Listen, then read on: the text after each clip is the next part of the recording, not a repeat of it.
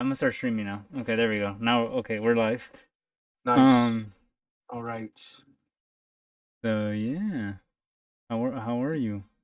Oh Doing wait, okay. Doing okay. okay, there we are. All right, you kind of like Ah. hold on the stream. You like disappeared. Okay, there it is. Uh-oh. The hell? Uh-oh.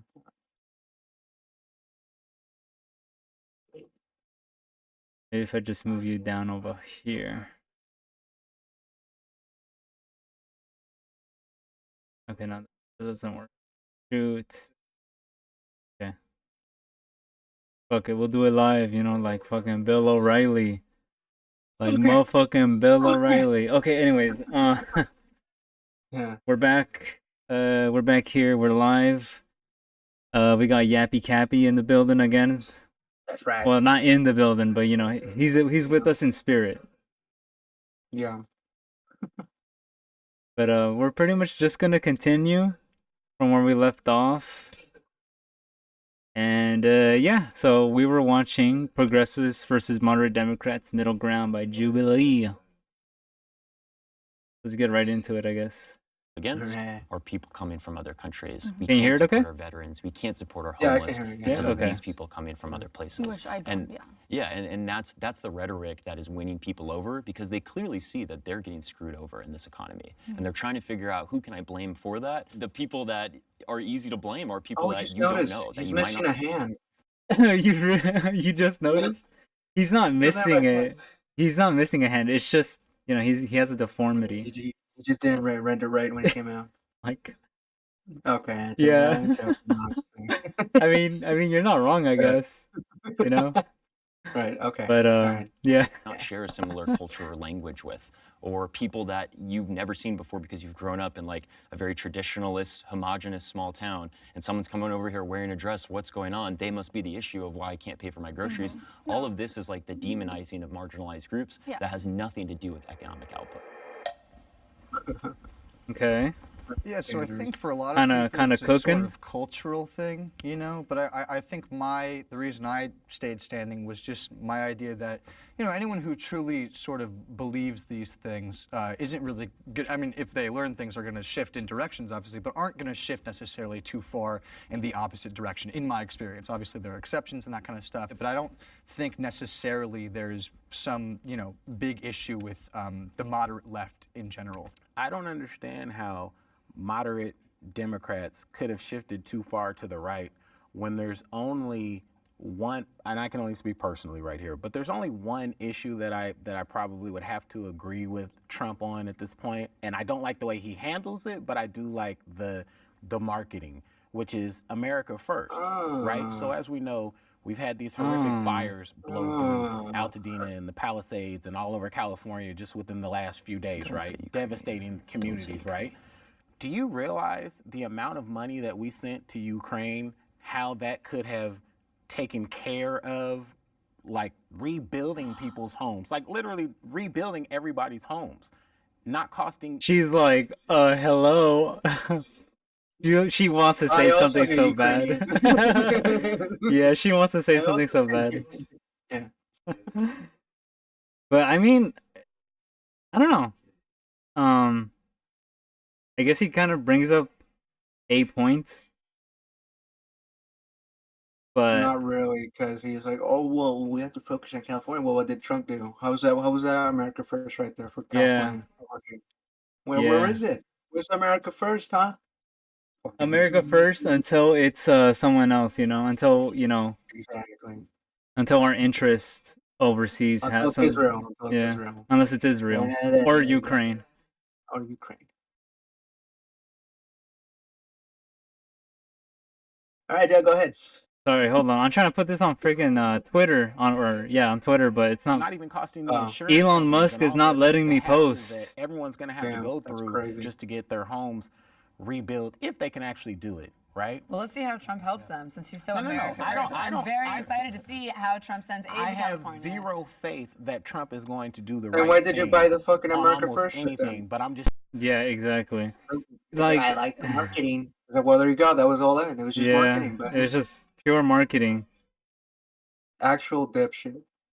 I mean, come on, like, dude. he has to realize who's talking. It's Daddy Trump.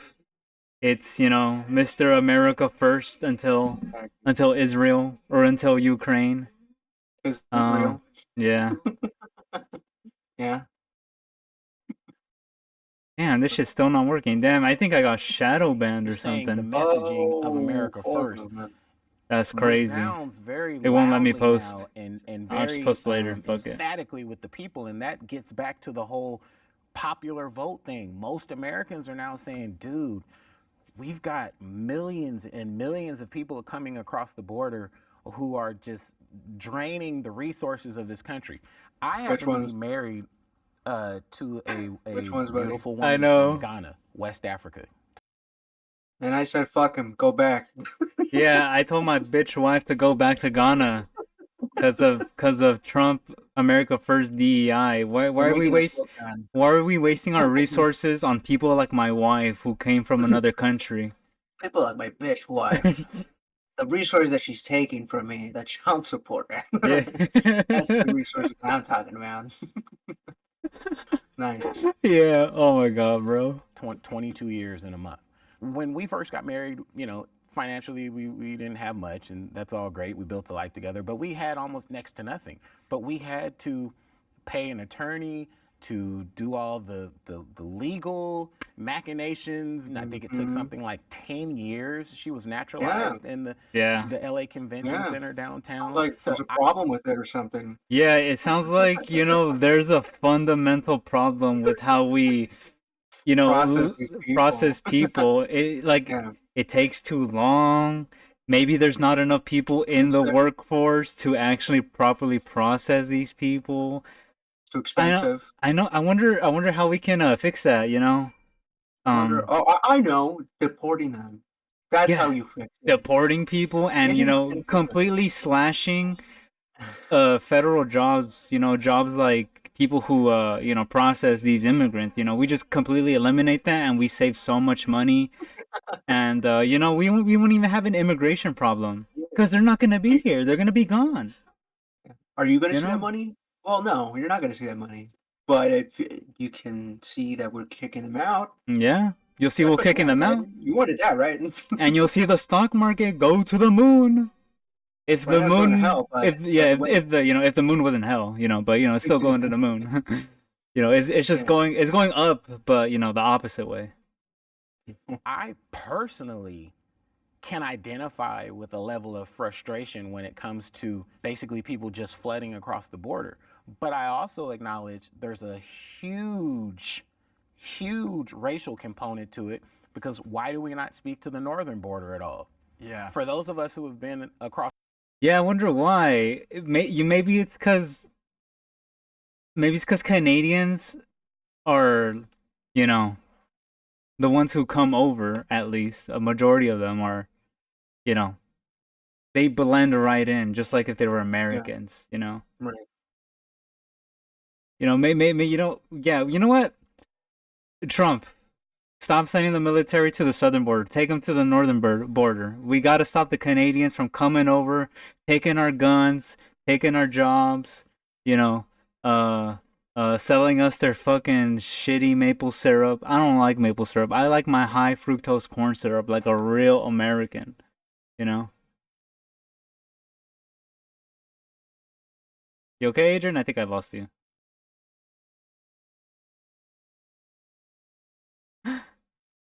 Adrian? I think we disconnected. Hold on.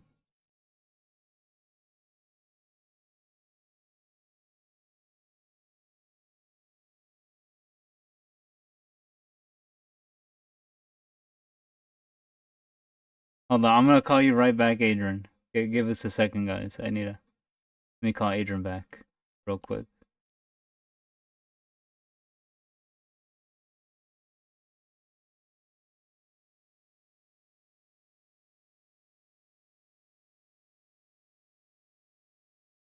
It might be on my end, honestly.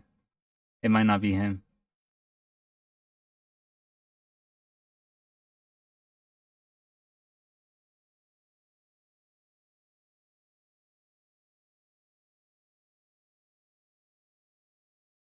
Give us 1 second. Waiting for Adrian to connect. Well, he does also have to go somewhere.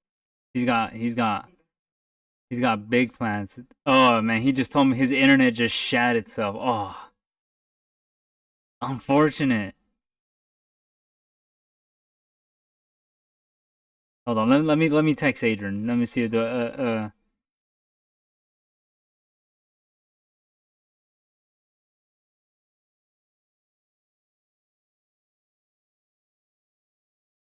I'm wondering if it's just his Wi-Fi or if it's his power.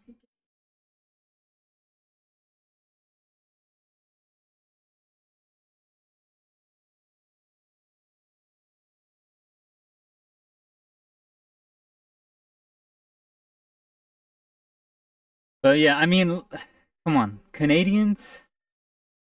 They like nobody complains about the Canadians coming through our borders. You know,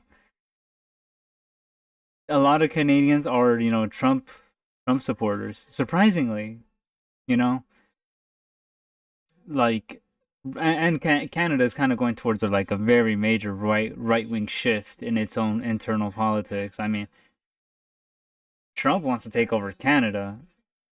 He wants to make it the 51st state in the fucking union, which is kind of crazy, honestly. I mean, threatening another nation, or not just another nation, a neighboring country's sovereignty is kind of wild. Let's be honest. I mean, that's like me going over to my neighbor. I'm like, yeah, this is your apartment is now my apartment. It's also part of my property. You're still gonna pay. You're gonna pay your rent to me, but ultimately, I own both. It's just kind of like a landlord, I guess, right? I mean, we're just gonna be getting. I don't even know why Trump wants Canada. I mean, what? Okay, Adrian just says it's just his Wi-Fi. So, I guess we can. Hold on. Let me see if he wants me to wait for him.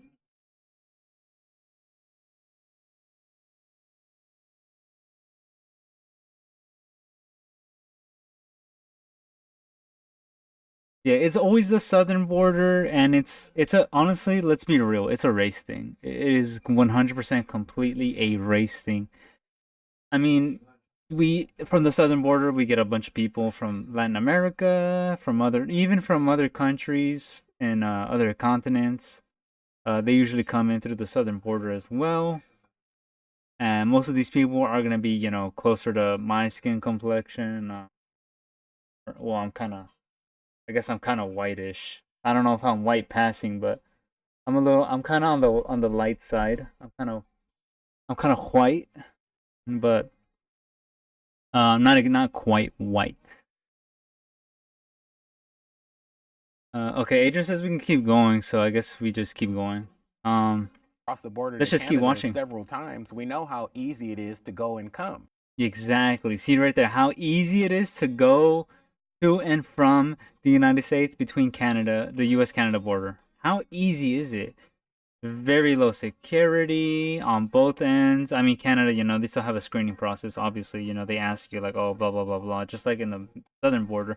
But, the border there isn't quite as treacherous, I guess, as the southern border. The southern border, you got walls. You got the border wall. You got a bunch of checkpoints there. The northern border, I mean, I've never been to Canada. I've never been to the northern border. But I would imagine it's not quite as, US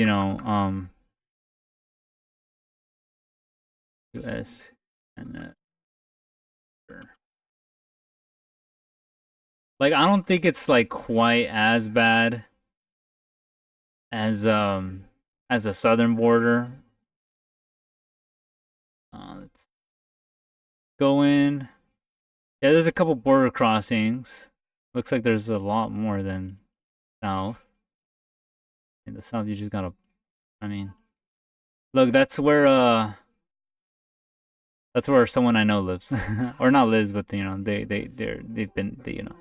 There's TJ Tijuana. I love this place. Very cool place. I've been to TJ. I've also been to, where is it? Jalisco, the state of Jalisco. I've been to Guadalajara before. I've also been in Mexico City. Mexico City is beautiful. Lots of culture. But yeah, Guadalajara, where my family's from. But yeah, anyways, let's just go right over here.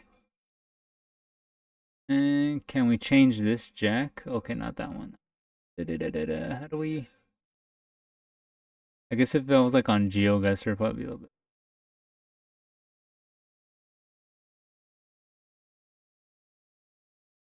I mean, look, this is literally just a straight road, bro.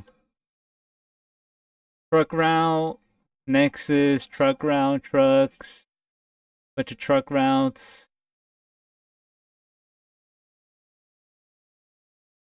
Here's a 99. Oh, here's a 5. Goes into the Canadian 99.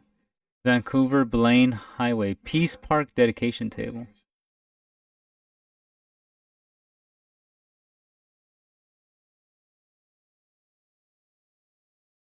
How do I go right over here?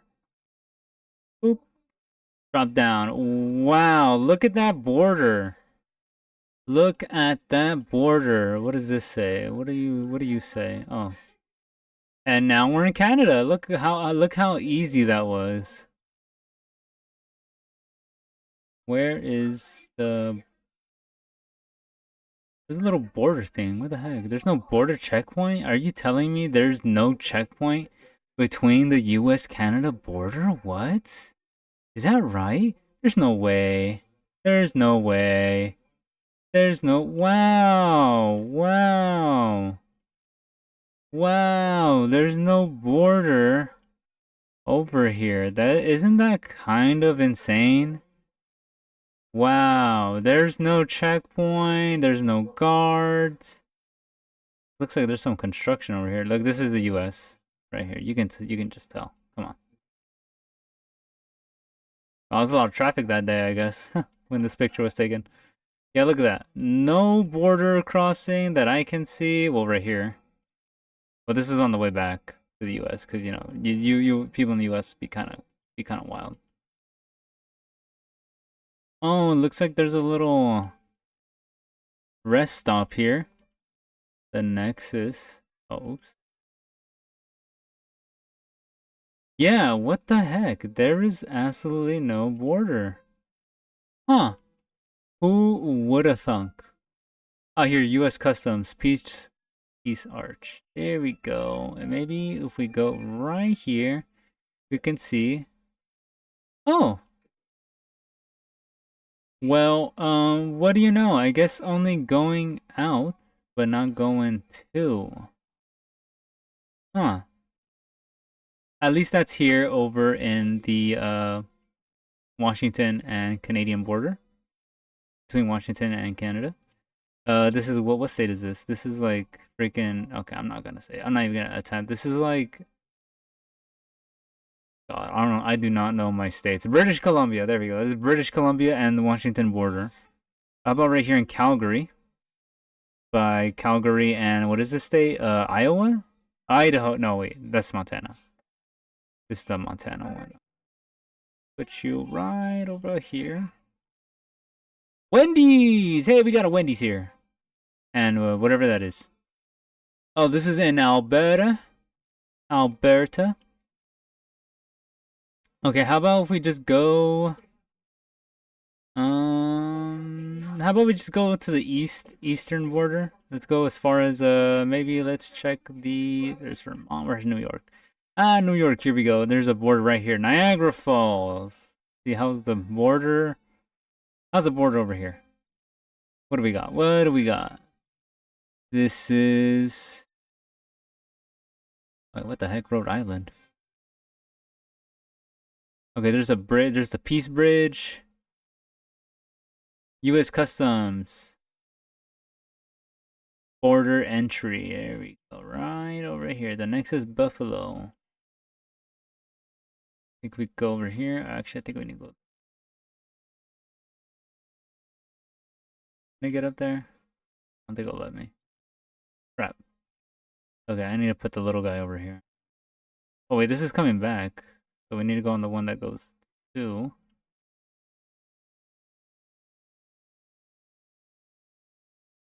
Go this way. Huh. Huh. No checkpoint going into Canada. No toll. Proceed ahead. Wow, you don't even have to pay a toll. Wow, you don't even have to pay a toll. But then look at this side.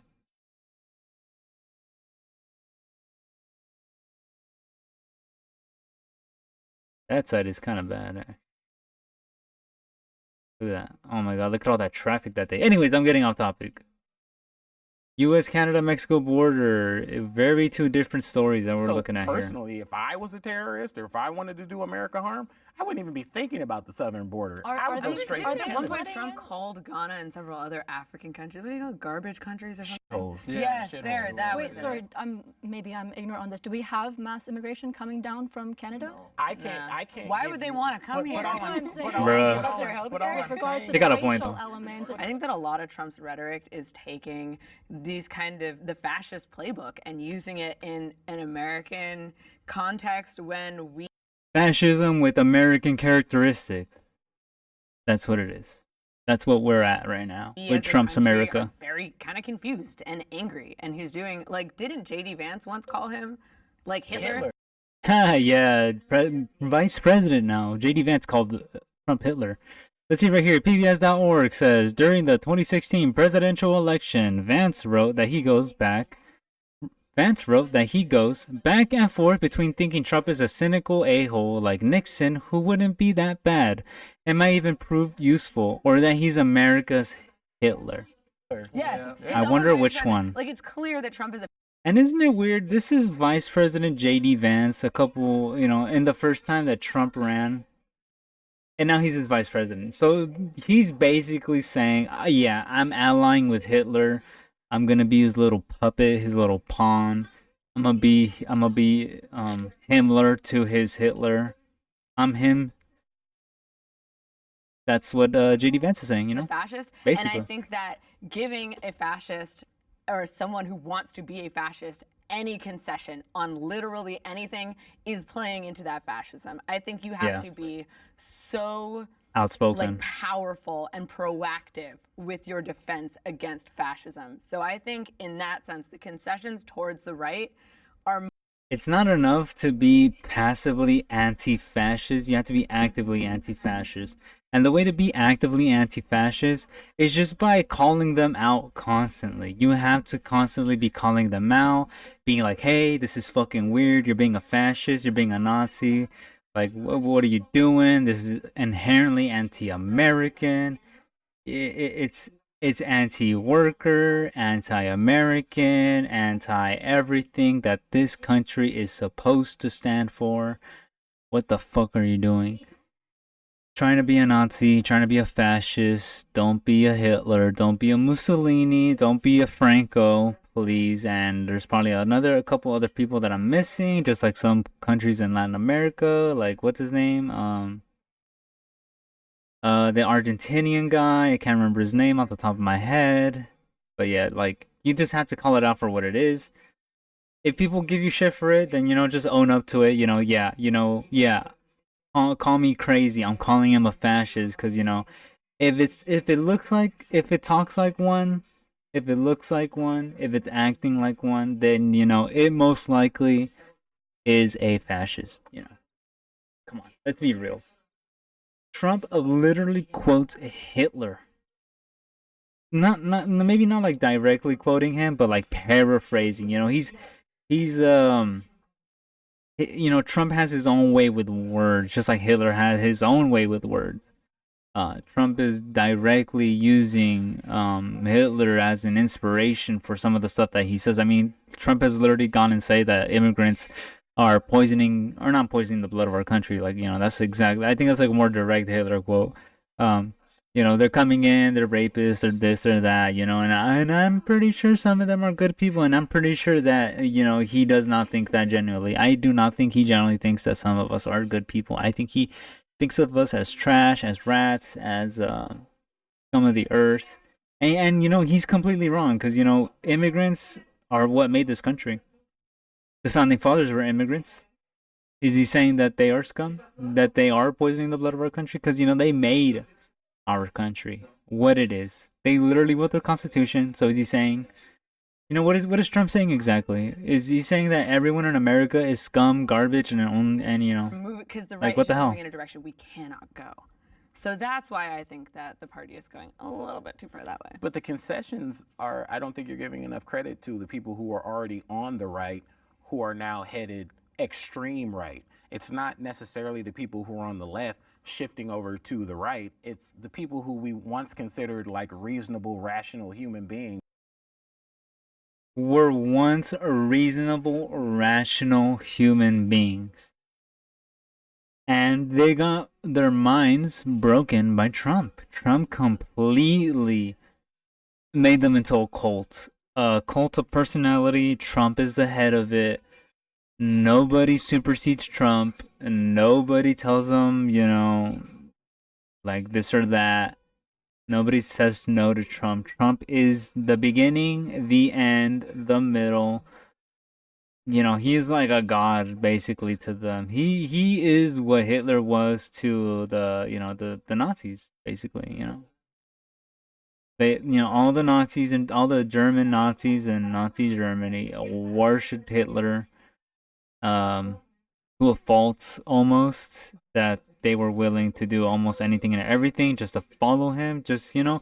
And some, you know, I will say some of the German people who became Nazi Party members, you know, probably did not become members to kill all, you know, do what they did to kill all the people and be, you know, do the horrible acts that they did. You know, most of these people just wanted something different. But you know, still they basically co-signed the actions of the Nazi Party in a sense by staying quiet, not calling out, you know, the horrible acts that they're doing, and just simply following orders. Yeah, that's why things went bad for them, obviously. And I do not want that to happen to this country. I live here. I am a brown person. Obviously, I am a Mexican American. I do not want to be, you know, killed in the street, deported, you know, for supposedly not being an American citizen, even though I am. I was born here. But yeah, like it's bad. It is bad. A lot of people, you know, a lot of people are getting deported, and it's really sad. But you know, there is a light. There is hope. There are lots of people who are protesting, and I congratulate them, and I hope I get to see them at the protest eventually. I do want to go out on some of these rallies, some of these protest marches and whatnot. But you know, until then, I'm gonna do my part and trying to do you know, say stuff online if I have to, since that's kind of the only thing I'm good for, I guess. But yeah, let's just keep going. Just right of center are now like, but that's give me fascism. the hat. That's I how need the that hat. works. If you give a mouse a cookie, like that's what's going to continue to happen. So we as a Trump party is the mouse. have to pull everyone back. No, Trump is a towards people. The center. No, We wait. really Trump do. is a And person. that does not start with The cookie concessions. is, you know, That's the what- fascist Can you ideology just that give he a is couple giving examples of what you to see the as mouse, being which is the people. most alarming fascist elements that we are contributing to by potentially moving towards the right? I think that agreeing with Trump on the issues of social justice, like social rights and civil Woke. rights, should not be a question. Woke and the fact DEI. that we're starting to question again Come on. Roe v. Wade. The fact that we are pulling critical race theory Exactly, and yep. teaching from classrooms. The fact that the dictionary has been banned in several schools in Florida. That's Like, the crazy. dictionary, like if that ain't some shit from Fahrenheit 450. Is that for real? Let me see. Of course, you know, of course, it had to be fucking Florida.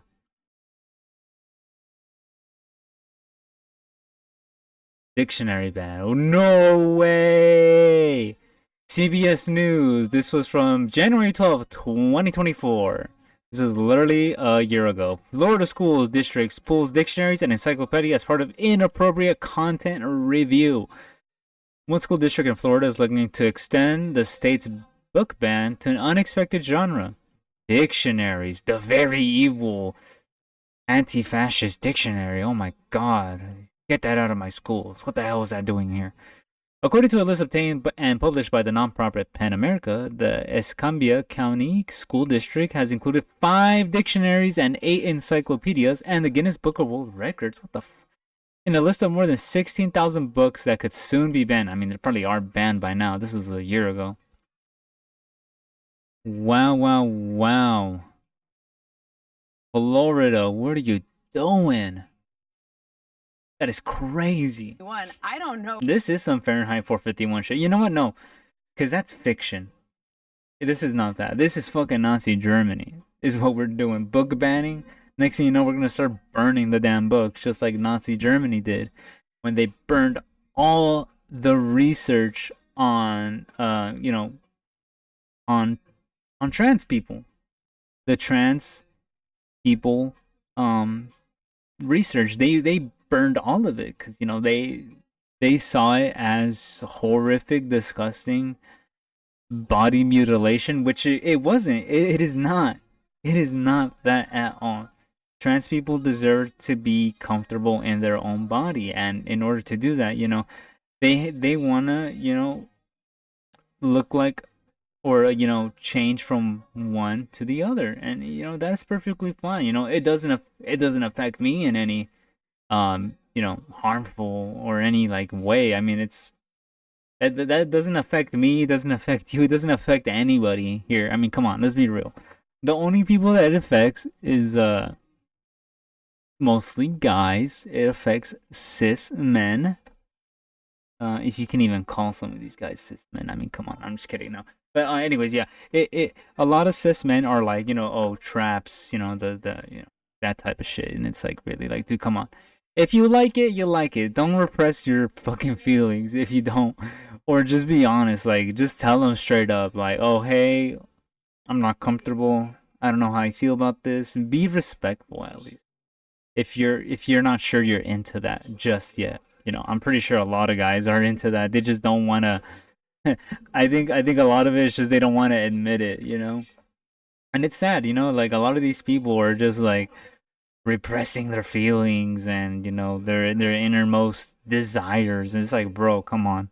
We are on this planet for so little amount of time. Just do it, bro. Just go out there and date a trans person. It's not the end of the fucking world, bro. At least you have someone who loves you, whether they be trans or cis or a non-binary person. At least you have someone who loves you, come on, like, not many people have that. A lot of these people become incels because they refuse. Because they just refuse to not engage in that kind of, like, sexual activity. It doesn't even have to be sexual. It could be completely platonic, but they just don't want it for some reason, and I don't get it. It's just weird. And the idea that, like, oh, but there's so like, I wouldn't mind if I had a trans friend, or if I found the right person and they happen to be trans, oh well, I like what I like, whatever. I'm not crazy for saying that. So yeah, I'm just gonna get us started because I feel like I have a pretty quick little diatribe here. I just feel like she was very uninspiring. I don't think she spoke very well to the working class American. Yeah. I think it's clear she divided the party kind of in two. Kind of, yeah. Even though it seems. I mean, it's not that she divided the party, really. It's just like she didn't really speak to a lot of like what people wanted, honestly. She kept trying to bring the right over, like, oh, we gotta kiss and hug the Republicans, welcome the Never Trump Republicans over, and to do that we have to shift, a little bit to the right, because they are right-winged people. We have to show that we care about them by talking about some of their cultural and social issues or whatnot, even though if you can call them fucking issues, but whatever. Like a lot of people want the same things. She raised a lot of money and where to go, right? Towards a bunch of commercials that didn't really convince anybody. They didn't hit. They did not hit. Campaigning around a bunch of states that didn't amount to anything. Yeah. So, yeah, I think the Dems have a terrible habit of betting way too hard on a candidate they're sure can't fail, that it will fail. And that's the fault of also Joseph R. Biden. Joseph Robinette Biden. Brandon. Oh, look at that Brandon. Sleepy Joe Biden on the wheel. Couldn't even hit the side of a barn if he wanted to with a meteor. But yeah, I mean, if Joe Biden dropped out earlier or didn't even consider, or considered not running, if he didn't run for a second term, we would have had a better candidate. We would have been way better prepared. And, I think the Democrats probably could have won, honestly. I mean, just they had to pick someone who was not influenced by Joe Biden or had no affiliation with Joe Biden, or, Bernard Sanders was still an option, and the Democrats, once again, but then again, Bernie didn't want to run. He was like, the people spoke about the age of the candidates, and Bernie saw the writing on the wall by this point. He's nearing that age. I mean, he is at that age, which is crazy. He's like what? He's like 80, 90. Okay, he's probably not 90, but Bernie Sanders. He is cool. He's up there. He's 83.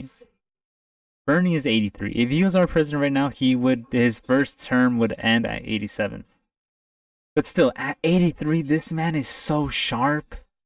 It is insane. Oh, Bernie, I'm so sorry that we had let you down. You should have been our president, if I'm being honest. You should have been it, Bernie. Oh my God! Imagine the country we could have had with Bernie at the helm. Say that because a part of me wonders, did anyone really bet on Kamala? Yeah, Kamala was terrible. Even in the primaries when Joe Biden first ran, she did horrible. Horrible.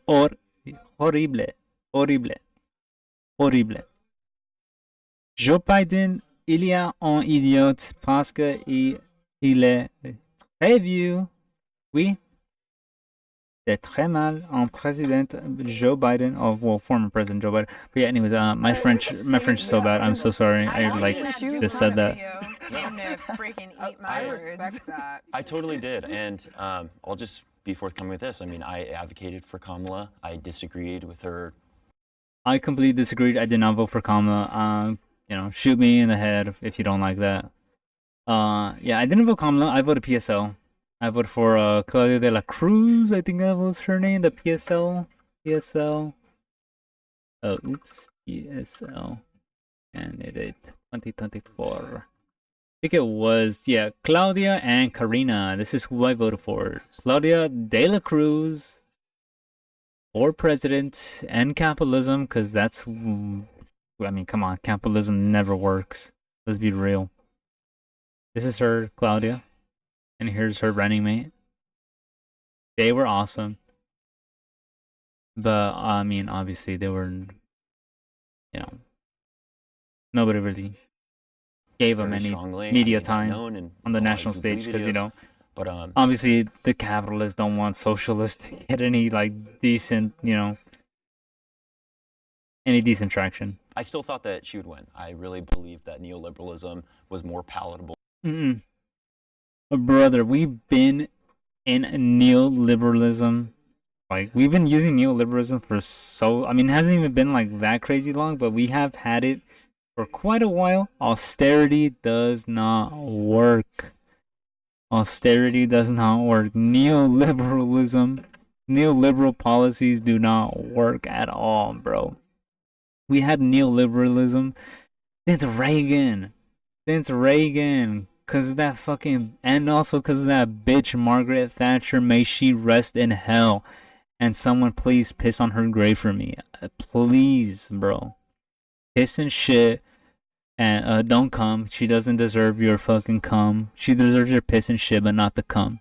Okay? Don't. And who would ever do something like that?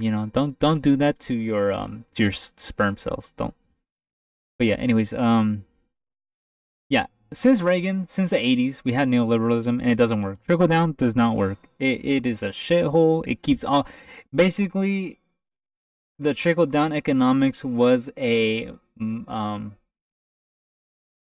was like all the money shifted from the bottom, or at least a majority of the money from the bottom went straight up to the 1%, where it is staying, because those motherfuckers do not spend money. They do not build. They do not. They contribute almost very like little to the fucking economy. Let's be fucking real. The only thing they contribute are products, but they don't even do it because they don't do any work. They just sit on their fucking asses all day in their fucking office, drinking brandy, smoking cigars, and doing whatever the fuck else these fucking assholes do. I fucking hate them, and I hope they all rot in hell when the revolution comes. The neo-fascists that we're seeing with the Trump campaign, and I was wrong. And I think that that's really indicative to how much things need to change amongst the DNC in order to continue to win. So much. Not just the DNC, just the entire country, bro. Like, a lot needs to change. Because it's not Kamala Harris as a person, it's what she runs on. And I think that if she ran on a progressive campaign, she would have done great. And she elected a great vice president as well. I think Tim Walz is an amazing person who polls nice breath of fresh air. The ideas that he espouses are great. And then he gets attacked on the news and he's like, since when is it so bad to feed people lunch? Yeah, exactly. Lunch. Oh, that's radical, then I'm radical, right? I think that Kamala Harris. And not only people, but kids. These are kids. This is free school lunch. How dare they feed the children? Wow. Very cool right-wingers. Very cool Nazis. Very cool Donald Trump. Feeding the kids. Horrible, despicable. They deserve nothing. They don't even deserve the fucking fart that I, fart out of my ass. That's what right-wingers think. Like, dude, come on. You don't think kids deserve a lunch? Fuck you. Harris's messaging was the issue, not so much Kamala Harris as a candidate. Well, I have to say that I think as a candidate and her messaging, she just sucked overall. She is so bad. Like, I don't want to speak on it with Biden and Trump, and Biden just clearly showed the decline of life and so forth. I was on the phone with my older brother, who's probably a little further left center than I am. And I was telling him, that this actually could be the best thing that happens to us, because now the huge donor class is going to cut off the funds. And once the funds get cut off, that's when we start making the hard decisions like Biden dropping out of the race. I said, but the worst thing that we can do, Biden shouldn't have ran in the first place. The nomination to Kamala Harris. Have an open Democratic convention. Let the people choose who's going to represent us in this election. And I believe we could have won if we had chosen the. Yeah, he's kind of right. But the thing is, if Joe Biden didn't run and we just had a regular, vote for a candidate, type thing, instead of Joe Biden, running for candidacy again. If Joe Biden didn't run and Kamala didn't run in that candidacy either, I think we would have had a much stronger candidate overall, and we would have probably, they most likely would have won. I mean, Trump, a lot of people were very wary of the ages of the candidates, especially Joe Biden. I mean, come on, he had that fucking major flub during the debate, and Trump just owed him. Trump owned him in that moment in the debate. Like, what the heck is he saying? I didn't even know what he said. Does he even know what he said? Like, bro, okay, I gotta give it to Trump. He kind of cooked him right there. He cooked him over some fucking coal, for real. Correct rep, and I'm not. Yeah, I mean, if we had just a regular convention, a DNC convention with the regular, vote and whatnot, I wonder who we would have picked, because out of the Democrats, I mean, they got some slim pickings in my opinion. They don't really have that many, really good people. Well, they got a couple. They got a couple people here and there, but most of them are, shall we say, not the best, not the worst. They're like, meh. But yeah, I mean, I think most Democrats could have been Trump. Kamala, I don't know. She's very not very charismatic, which a lot of people kind of care for, which is kind of weird. But I mean, I guess you do need some kind of charisma. I mean, honestly, depending on who decided to run, I think, like, say if Gavin Newsom ran, he probably would have won it, if I'm being honest. I mean, come on. Gavin Newsom, he kind of handsome. He kind of got some riz. And he speaks well. He's clean.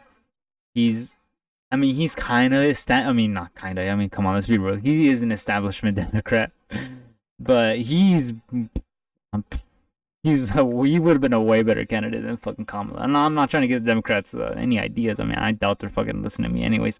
But Gavin Newsom would have been good. I probably would not have still voted for him if he won the candidacy. I probably would not have voted. I probably still would have voted PSL. One particular person, but I am saying that if we all got behind someone, probably other than Kamala, we could have done well. And by the way, it's not because Kamala's an awful person. It's not because Kamala's the woman. She's kind of terrible, bro. She incarcerated so many people when she was the the DA in California. I think she was one of the DAs, right? Or she was like Attorney General for California or some stupid shit like that. She was like, she had something to do with it. She got so many people incarcerated, bro. It's crazy. Oh my goodness, bro. And some of these people were innocent, dog. Come on. She's terrible. I honestly believe, like you said with the last prompt, America still struggles with a high degree of racism, a high degree of misogyny, and it would have been exponentially tougher to get Kamala in there than it even was to get Hillary Clinton in there. So, okay, Hillary Clinton, legit spawn of Satan, most unlikable Democrat I think like ever in existence. TBH. I think she's like. Honestly, I can't even think of another Democrat who's like worse than her, bro. I mean, especially after the email stuff, there was nobody was gonna trust her. Come on, let's be real. For me, it didn't make sense to put up a candidate that has so much to surmount in a time when we are almost, in my opinion, you know, and I'm a spiritual guy, fighting Satan, and Satan being Trump. You know, I'd rather the dog catcher be president of the United States over Donald Trump. I would rather a rock with googly eyes be the president over Donald Trump. I think that just to play Kamala defense here, I guess, she only had 90 days. Yeah, so it's like, I don't think that she necessarily ran like the most terrible she could do. I think she was really pressured in order to take a lot of interest from the consulting class. A lot of people who are very wealthy saying, hey, we're giving you all this money. Can you placate to our needs? And I think she kind of threw the American people away in fear that she wasn't going to do too well. But I think what you were saying, like, if Kamala had a genuine campaign, if Biden said 2 years in, hey, I'm not going to run for a second term, I'm just going to have my first term, then we have that open primary. We have time to really talk about, as a party, how do we want to move forward. But I think that with the time frame that Biden forced us into by not pulling out till the very last minute. Yeah, fuck I think Biden, Kamala bro. was really the choice. Biden really fucked over the Democrats. First thing is, Kamala she had 4 years to make a case. That's the first thing. The second thing for me is she didn't do an interview for over a month after she became the nominee. And then when she did the interview, she did it with Wall sitting next to her. It almost seemed like I need the white guy sitting next to me to legitimize what's going on here. Well, I think she did. Okay, I think you're looking at it more of as a racist point of view. Maybe she wanted, unity within the party, the progressives, and the establishment. I think that's kind of the message that they were going for. And also, I mean, she probably wanted people to get to know her VP, Tim Walz. Not many. I mean, some people knew him, but not the entire country. And with only 90 days, like they said, only 90 days, like, come on. I mean, they didn't have enough time. Yeah, Kamala, she probably should have done a couple just solo interviews before before the eventual VP pick. But yeah, like it's overall it's just all fucked. Standing there on her own backbone and getting her message across 3 days after the nomination and not a month plus after the nomination. I will say that was a mistake on her part, but I do think it's interesting how frequently the right referred to her as a DEI candidate. I know, bro. Even though she had the longest career in politics out of any of the presidential candidates. Yeah, she do be having a lot of experience politically, but my feelings about her are not positive. So Hillary Clinton, right? I know, and it's so interesting that they've kind of demonized this term DEI to basically mean a minority or. DEI means not white and not man. That's what DEI means. It means it's not a man and they're not white, and that's it. Let's be real. Let's be real. That's what DEI means to the Republicans. It's someone who's. To Republicans, DEI is someone who is not white, not a man, and not qualified in their eyes. In the eyes of Republicans, that's what DEI is. Like, yeah, let's just grab some random color of person, whether they be man, woman, non-binary, or transgender. And we're gonna get them whether they're qualified or not. Good luck. That's basically what Republicans think DEI is, which is not. It's just offering better opportunities to those who do not have those opportunities, who don't have the networking, who don't know people, who don't have, a foot in the door, essentially. That's what it is. It's giving other people who are constantly overlooked a chance to get in the door and hopefully get a job. Diversity, equity, and investment. We're investing in diverse equity. I'm probably fucking stupid. I'm stupid. Taking a job from a somehow more I'm just saying shit. White person just because they're a minority, when in fact she is the most qualified. 100%. But I do think she should have been more proactive. She should have been better. Beginning of her, as soon as Biden. Yeah, I will give her that. I will give her that one. She should have been. The ground running because she didn't have that much time. Now the one outlier, he thinks Kamala was a awesome candidate. So look, the prompt is she's a terrible candidate. Was she perfect? No, but she was thrust into an impossible situation. Kinda. In my opinion. She had Kinda. 107 days, and some of you guys have made the argument, giving her some credit. And I think Biden is the one to shoulder the blame because he should have known a year out, hey, I'm finding a bit, and I shouldn't run again. I love Biden. I think he did a wonderful job. He governed. Yeah, I'm gonna try posting on X again. I don't know why the fuck it's not working. Will help us for the next decade. And maybe it's because I'm saying X and I'll. His campaign ran on, and the American people, they were just tuned out on that. And so she, with 100 days, what is she supposed to do? Maybe it has to update. Maybe I need to update X or Twitter, now known as X. Right? Like when Walls was announced, there was vibes. Right, and I want to bring this up. The vibes were insane. Major decisions, and she made the right decisions. I don't think. Yeah, there's no update for X. I don't know what the fuck. Hold on. How are you going to bring down the grocery store prices? So, would you change anything in the Biden administration?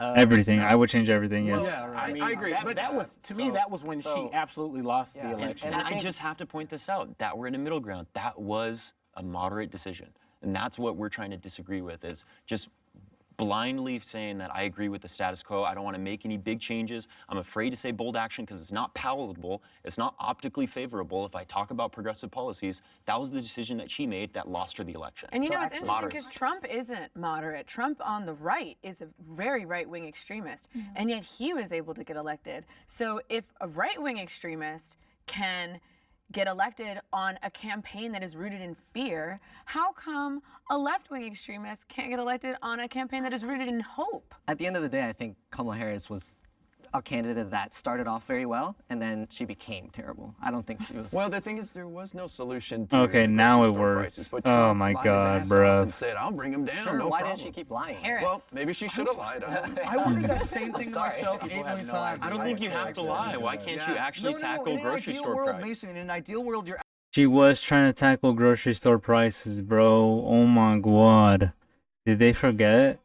Did they literally forget? She wanted to do price caps.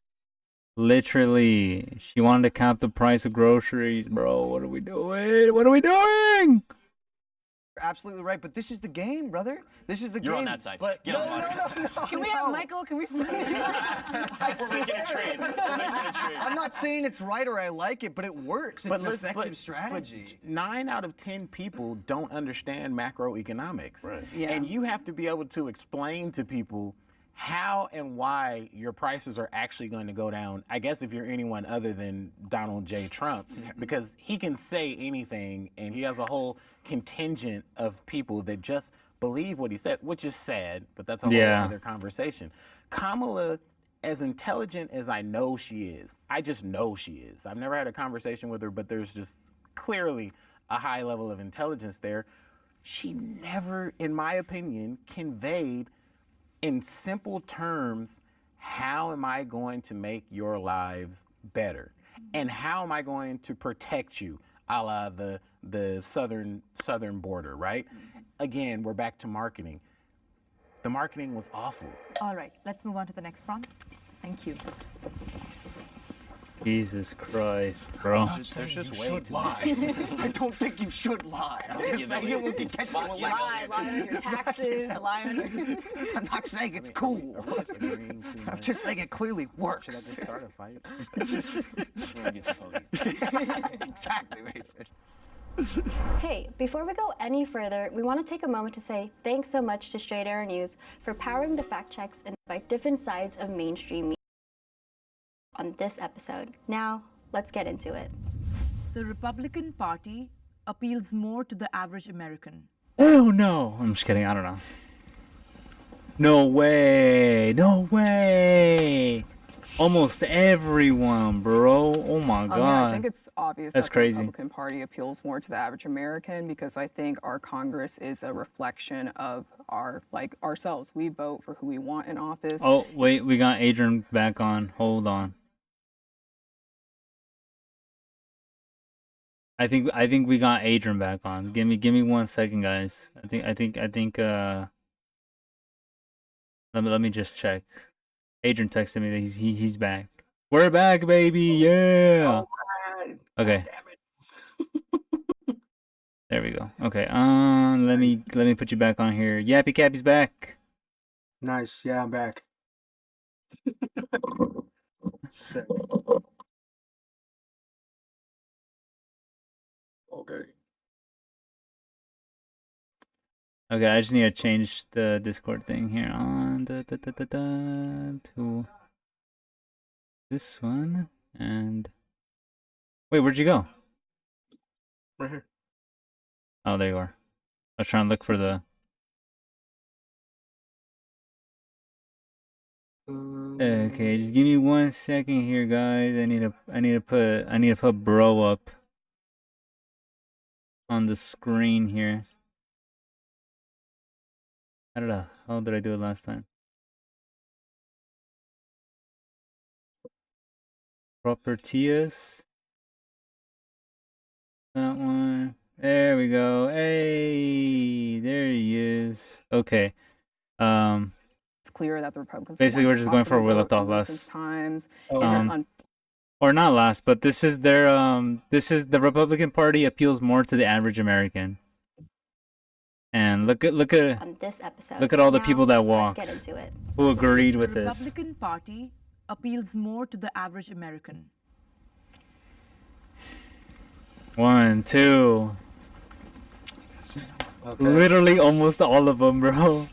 Yeah. agree Yeah, I with think that it's sentiment. obvious that the Republican Party appeals appeal more to the to average American normies. because I think our Yeah. Congress is a reflection of our ourselves. We vote for who we want in office. It's clear that the Republicans have won the popular vote in recent times, and it's unfortunate, but it's just a fact. I feel like as America's current state, the Republican Party is the party that says it's for the people. And even though it's racist and like sexist, like, you know, misogynist, you know, all the isms and like all the bad things, I think we also have to Pretty cool. realize that a lot of people in America are also those things. Essentially. You know, there's a reason why Essentially. Trump won on his MAGA campaign. It's, Popular vote too. Yeah. Popular vote. I disagree with labeling the American people as misogynistic or racist. I'm not saying that's what you're outright saying, but I really think Trump played in. I think a lot of Americans are, in my opinion, especially on the Republican side, on the right wing side, obviously. But I think even on the left and the center, I think we all have some sort of inherent misogyny. Well, guys have some sort of inherent misogyny. That's right. Just kidding. Because guys with actual penises are kind of better. TBH. I mean, let's be real. Yeah, there we go. Thank you, Adrian, for the. But no, yeah, I think honestly, like guys, whether left, right, or center, are inherently misogynistic in a certain capacity. Some more than others, for sure. Some more than others, and it's just a thing that you kind of have to unlearn. You know. Yeah. And especially like in a capitalist society, it kind of promotes misogyny, oppression, and all this other, racism and shit. Mm-hmm. But I mean, yeah. Into a populist message, and I sound like a broken record continuing to say that, but Trump identified you guys rightfully feel that you're being screwed over. It's the Democrats' fault, and he did a great job of messaging that over and over and over again for every single issue. Yeah, he did. And I think the Democrats need to learn from that playbook of properly villainizing the right instead of just saying, hey, we're not them, vote for us, everything's going to be fine, everything's okay, inflation's going down, y'all will survive as long as you vote us in again. We'll save democracy. Well, to give ourselves. Yeah, you got something to say, Adrian? No. No? Inflation was bad during Biden? I mean, compared to Europe, no, it wasn't. No, yeah, of course. We were okay. Compared to Argentina, oh, we were terrible, bro. Our inflation was double Argentina's. But that's No, but yeah, I mean, come on. United States, we came out of COVID way in a much better state than Europe. Yeah. Our inflation went down, at a decent rate, steady rate. And we got it down to like almost pre-COVID times. Like it's like 3%. I mean, it's probably gonna go up now that Trump's back in office and all this other shit that's happening. But when Biden was there, I think it was like at 3, almost 2% inflation. Yeah. And I feel like the Democrats, when they were running, they kind of didn't really put that forward as much as Republicans were, in the sense that they didn't really show the statistics or the numbers like Trump was. He's got that beautiful chart. I love that chart for many reasons, and the chart, Well, when he turned his head. Yeah. Well, majority of America don't know. If they can't read, you think they can read a chart? That's true. The thing, these people don't know basic economics because they don't care. Yeah, not really. All they see is the price at the grocery store go up, and they think, "Oh, that's Biden." Well, now it's okay. Now it's okay. Now it's patriotic. It's a sacrifice we have to make. It's patriotic. Now it's a sacrifice we have to make. Yeah, it's patriotic. Okay. Yeah. Very patriotic. Well, paying pay. $10 for a 12-pack of eggs. Very patriotic. Very good. All of a sudden, 1 pound of onions, that's $7 now. Yeah. Very patriotic. We have to make now. And we have to. It's we have to. Trump's America, very patriotic. Yeah. And next thing you know, gas is gonna be $5-6, and the Republicans are gonna be like, oh, it's American gas. What are we not gonna do? Pay our American workers? Come on. That's the cost of American energy independence. Yeah. That's the price we have to pay. That's the price we gotta pay. Yeah. Like that's the price we gotta pay. Oh. Oh, okay. So when it was okay. yeah, $6 is okay, $6-7 is okay, but when it was $3, like, oh no, this is too high. $3 is too high. It's very unpatriotic. Russian gas? Oh hell no. Saudi gas? Oh hell no. I hate paying for cheap. It's okay. I hate paying for cheap gas. I hate it. I'm fuming when I pay $3 a gallon for gas. I hate it. I spit on the ground. Yeah. That was a little credit. We have a heavier lift. The $6? That's different. Do something, whereas like, the Republicans are just complaining about stuff. That's all they do. That's their whole Right. They're policy. like, let's go back to how it was. We're like, no, we want to try to do some incredible things with this country. We want to bring in more people. But the Republicans have done a good job of coming up with boogeymen for people to blame their problems on. What I've realized is Americans do not want to look in the mirror and blame that guy for their problems. So it's trans people, it's these immigrants, Facts. you know. And we don't have good boogeymen. You guys brought up Mark Cuban a few. Yeah, the boogeyman is the system, bro. Government right now. Yeah. It's Elon Musk. It's Elon Musk. Actual president. The real president. He's the shadow president. Exactly. He's the shadow president. President Musk. Yeah. President for life, bro. He doesn't even have to be elected. That's how good he is. Few times, and I think we're off on this on the left because I know it sounds weird, but Americans like these billionaires. Look at Elon Musk. Like I know, they it's look at these guys as crazy. rock stars, and we here bash them all day long. And I understand. I support the wealth inequality is ridiculous. Yeah. But Tesla's cool. Teslas are cool. I like SpaceX. my electric car. We're going to Mars. We're going like no, bro. You're not going to Mars. You're not going to Mars, brother. Only the rich, only the billionaires are going to Mars. The rest of us are gonna stay here. Earth is gonna be the slave planet, and Mars is gonna be the high society planet. Exactly. We're I gonna. don't think so. No, I don't got. You're not in the Capital Club. Nope. You got no. Excuse me. Do you own stocks? No, I don't think so. Do you own any buildings? Nuh-uh. Do you own the means of production? I don't think so.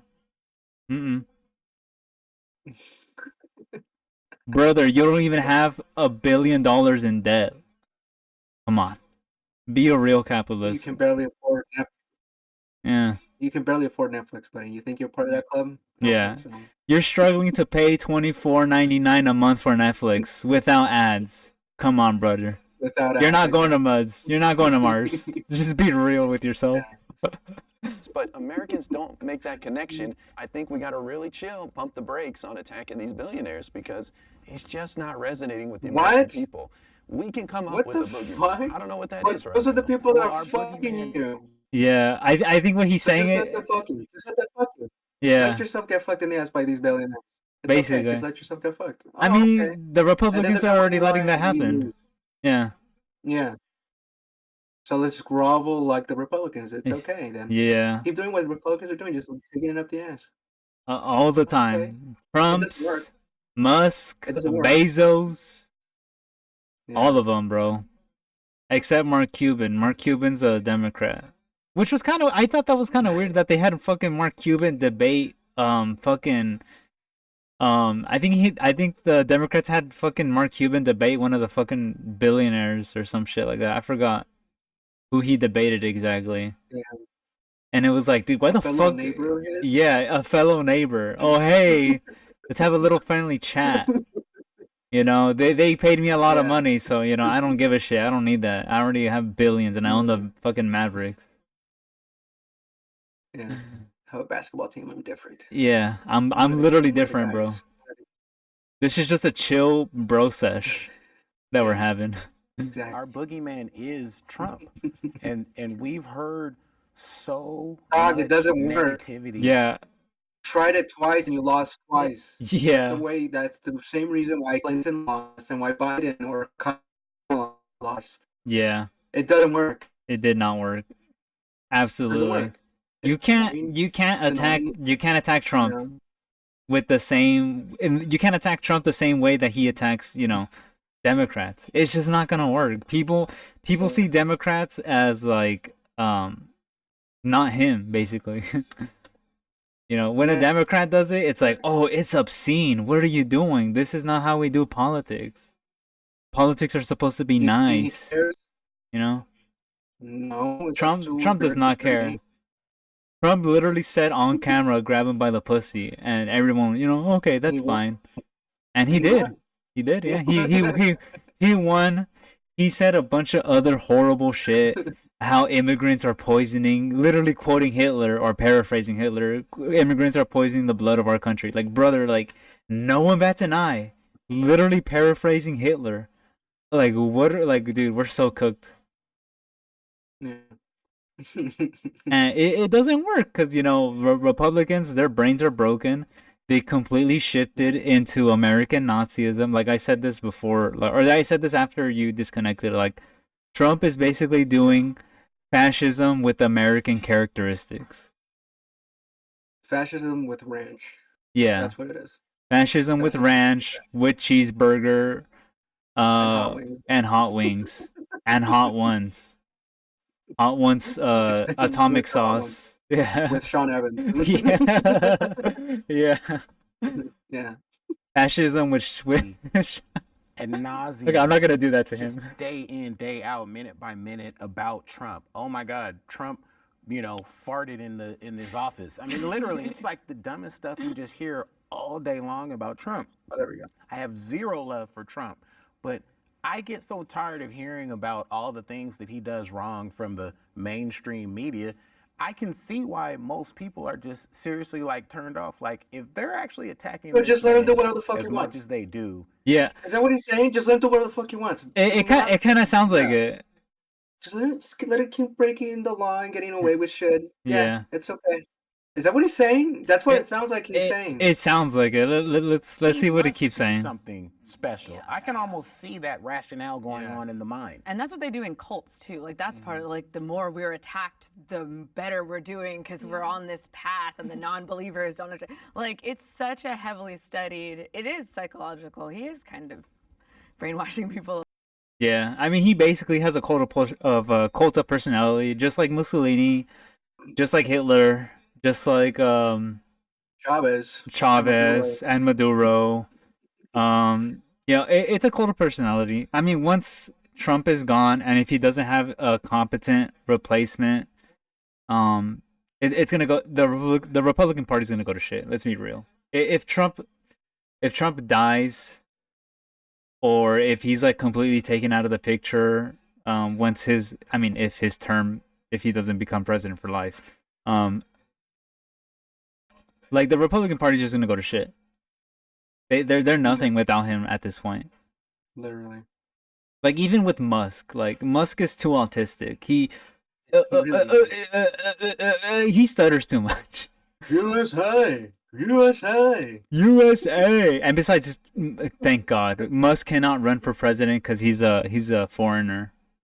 Essentially, he was born in South Africa, so he technically cannot. He's an African migrant. Yeah, he technically cannot become president. I think you have to be born in the United States to become president. You can't be. You unfortunately cannot be a naturalized citizen. Yeah. Which I don't even think Musk is a naturalized citizen. Anyways, I think he's a visa overstayer, isn't he? Didn't he? Yeah. Right? Yeah. He's still a South African national. Yeah. So why not deport Musk? You know, he's the real migrant who's using and abusing our American system. What the fuck, guys?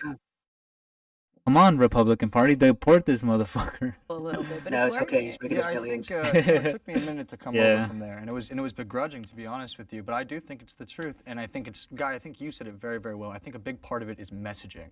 You know, energetic, God. emotional sound bites and talking points work. Unfortunately, you know, and I think especially to the average person who's too busy working a 9 to 5 to really be overly politically educated. You know what I mean? Like, I'm from Louisiana. A lot of people down there, you don't really look for reading. You look for the sound bites. You look for the emotional clips, and that Yeah. stuff, it works. And it works because it tags into the pathos of what people believe in. It's like what they want to. It's also, you know, everybody's just stuck on their phone mostly or online. Everyone is like permanently on. I mean, look at us. That's true. I mean, come on. Literally everything is online now. I mean, that's how most people get their news nowadays anyways. Either like TikTok, Instagram, other social media. Like, people don't use traditional means of like media, or like people don't really go watch news on the fucking TV anymore. They just watch clips on fucking TikTok, YouTube, whatever, Facebook. Like, no one really watches news stations. I mean, some people do. Maybe like older boomers. But other than that, everyone younger, like Gen X and under, like, no, I think they use like the fucking internet all the damn time. Yeah. Myself included, Joe Rogan. you know. Joe Rogan. Bo Bogan. Joe Rogan. Vote for and look for. I just think it's reflective of America because, of course, the South is always going to be red, but like even places where there's like swing states, you know, Trump still pulled. And yeah, I think it's just reflective of how America is at the end of the day. I think it's deeper than America, to be honest. I think it's human. I think it's human to get riled up and get emotional because you care deeply about something. You know what I mean? And I think the people on the right have a far better understanding of that. And I think we're I all don't think hugging, so. we're all saying, yeah, the right's so No. bad, kumbaya, blah blah blah. False. But I Yeah. really think that a lot of it is They're about to get fucked. Yeah, they are. viewing Republicans as these great people, and I think it's because people view. I mean, anything about Republicans being great people.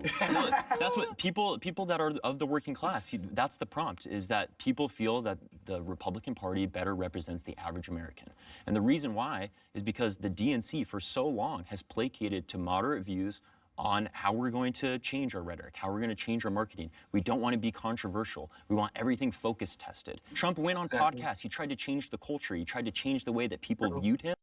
Okay, yeah, Trump did kind of cook with the podcast run. Not gonna lie, he did. Yeah.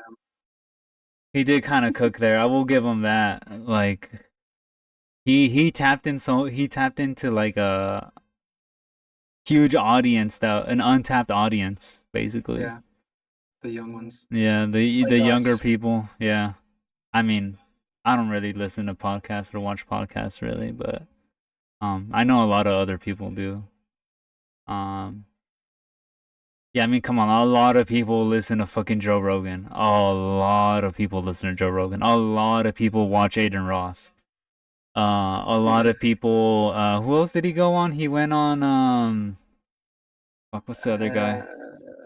Was it Theo Vaughn? Yeah, Theo Vaughn. Yeah, he also did the Logan Paul podcast. You know, a lot of people watch Theo. A lot of people watch Logan.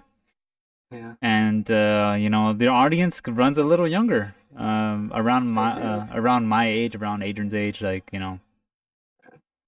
Yeah, like Mid to early 20s. Yeah, early 20s, early mid 20s, even like maybe as old as 30, mid 30s, if any. But yeah. And he used that populist message in order to build the flames of his campaign. And that's something that I think can rely heavily on the blame of moderates. Not necessarily saying y'all, but moderate consulting class. No, that usually I is would blame being them paid too. Yeah, I would 100% blame them. By what the Like, fuck they've been saying, absolutely I would blame them. yeah, it's They like, come fucked us in on. the ass. You guys completely messed it up for everyone, for being so timid and not being, you know, not believing your convictions enough to choose a fucking side, bro. You're just in the middle. And besides, I don't know. and moderates almost always capitulate to the fucking right anyways. Almost always. Very rarely do they swing left. Like, Yeah. like even when swinging left is obviously in their best interest. You know, they don't. They just don't. I have no clue why. Really. Yeah. It's just so weird. It's like, bro, we're trying to give you free universal healthcare, and I know you want it, but you just don't vote that way. You don't vote that way. you people clearly do not vote that way. You know, they act like if they have stocks with these big pharmaceutical no, for real. Oh, actually no. Oh no, I can't. My stocks are gonna go down. Like, buddy, you don't. My bottom line. Who's thinking about my bottom line? Huh? If you can afford to give your child like cancer treatment, I'm pretty sure you can't afford any stocks. Yeah. So. Like none whatsoever. Why defend these fucking? Yeah, why defend the corporations? They literally do nothing for you. They don't give a shit about you. They don't even know you exist until you buy something. Yeah, you're just a number. You're just a number. You're just a massive dollar sign. You're just a big dollar. Yeah, you're just a little pay pig, a little pay pig to them. Yeah.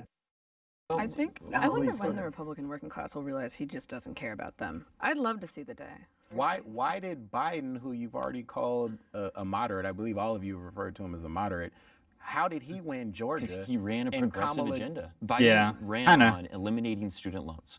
Yes, he's done a lot for that, but he hasn't done significantly what he promised. Giving student loans. He also ran on solving the housing crisis. We've seen housing prices just continue to inflate. These are issues where if you run on an agenda like that and you're not living up to those promises, people see it as hypocritical. And Kamala is nowhere near in the same forms of rhetoric that Biden did. Biden also ran on the border. He said we need to chill out on all of the internment camps, jailing up kids. This is all terrible. As soon as he comes in, he's utilizing a lot of the same Trump policies. Exactly, yeah. People can read through and be like, oh, so that actually is the solution. If both parties are doing it, why don't I go with the party who's actually doubling down and saying this is my policy? Exactly. Biden administration held more kids. Why have Bud Light when you have Budweiser? Exactly. Heineken Zero, I'll have Heineken. I'll have actual Heineken. and not only that, the situation at the border hasn't even gone, or like with migrants has gone significantly much worse.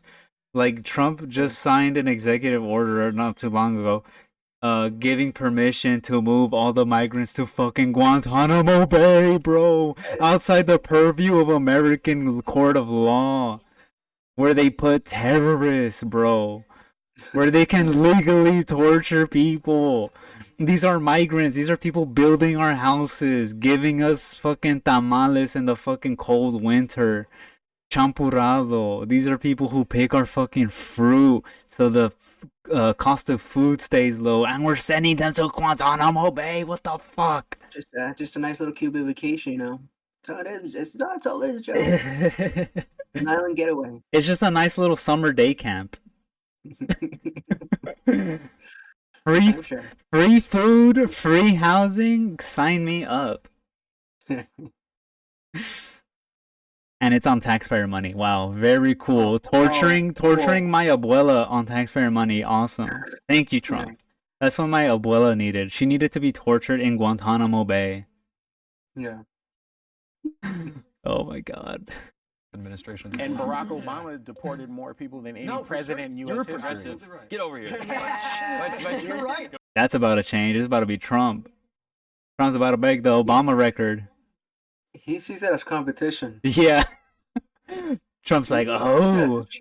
As a challenge. He's going for a speed run. That's what he's doing right now. He's going for a speed run on deportation. Dude, sadly he is. I mean, come on.